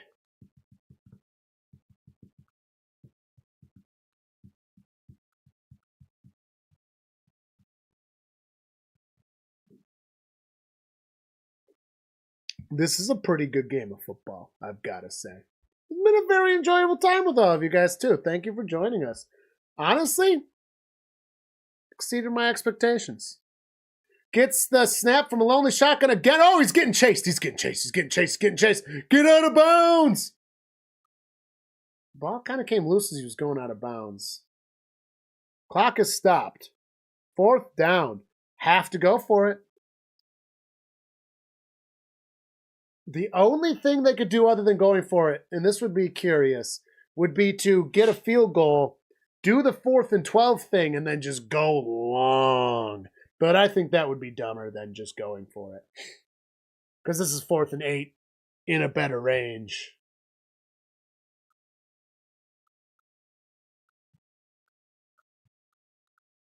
It's literally on the, like, if you click into our homepage, it should be at the, like, right at the top. It should be next to it, like, underneath our links.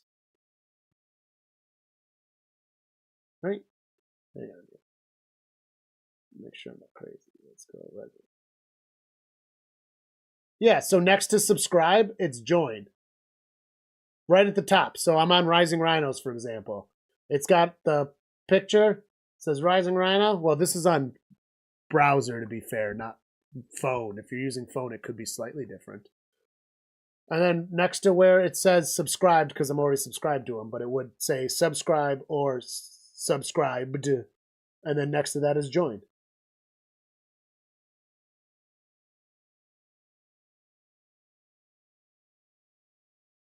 Oh, we've got an official review.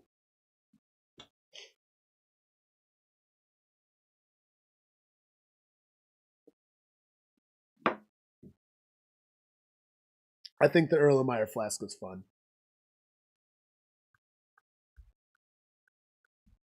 Man, I'm super glad I did this. I almost didn't do the stream today. I really almost didn't.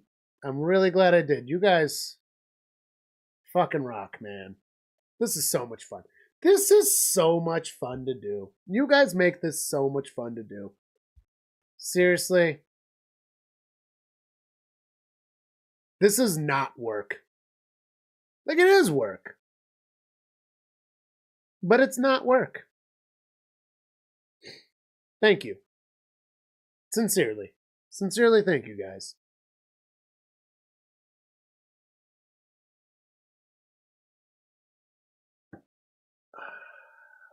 There should be joined right in that same spot. Drops back, fires a big pass. It's incomplete and almost picked. 16. Oh, that's still a turnover though. The pick would have been worse. Yep. St. Louis has won the football game. Dino's Drafhouse. Steph wore her Dino's Drafhouse when she came over for the Eclipse. It was cloudy, but we got to see it through the clouds. We got lucky. It was super cool. I think maybe it is the phone. I don't know. Either way, no obligation, bud.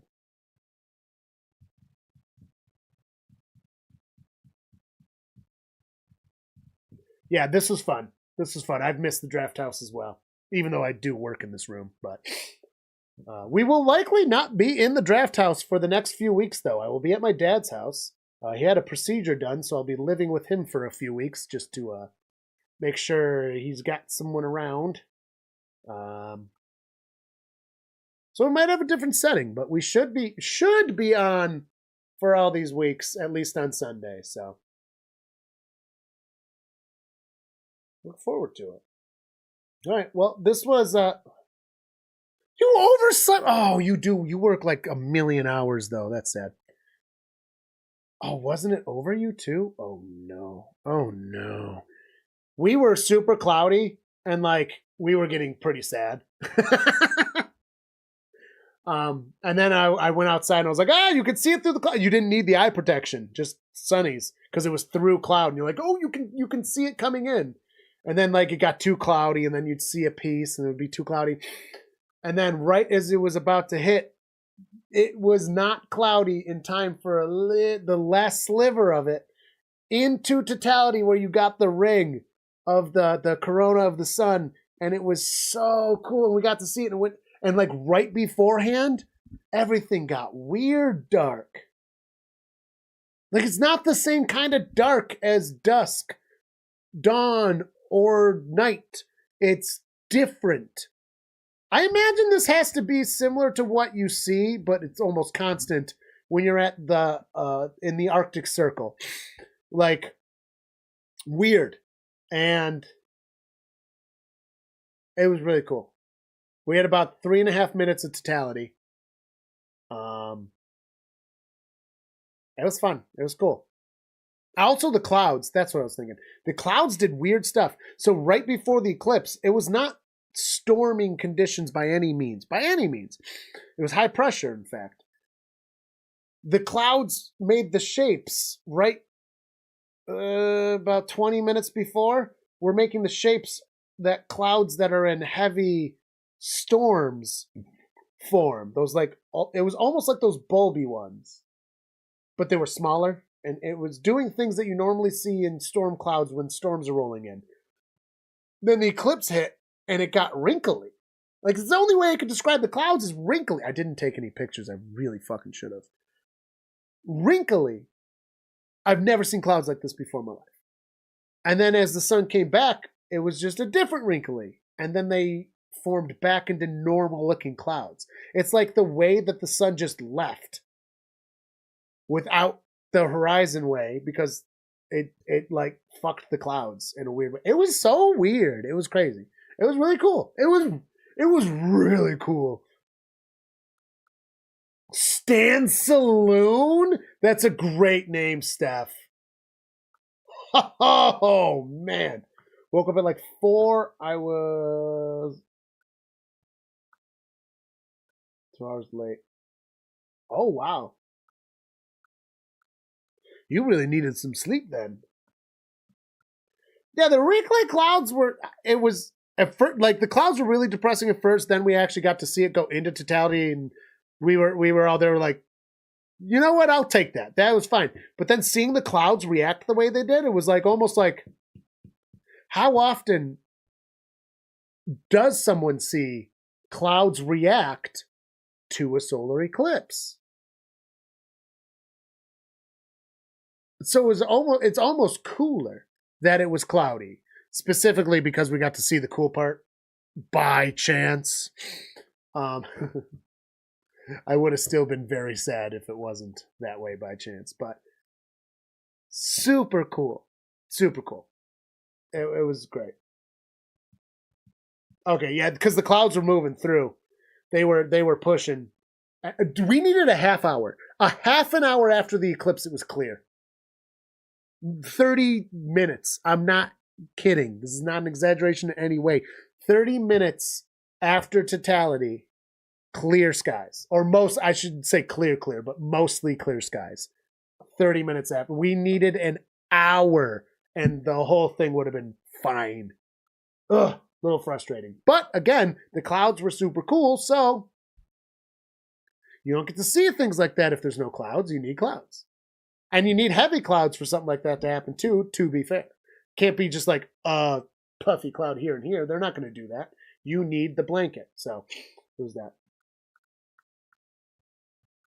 It was high pressure too. The conditions were supposed to be cloudless. Like in general, when you're doing weather prediction, the clouds were supposed to be not there. But again, got to see some super cool cloud stuff.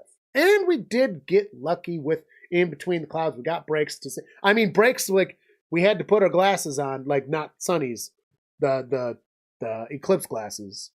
In 2026, it's over Greenland and a little bit of Iceland. There's another eclipse. I think I might start saving my money and I might take a trip. Just saying.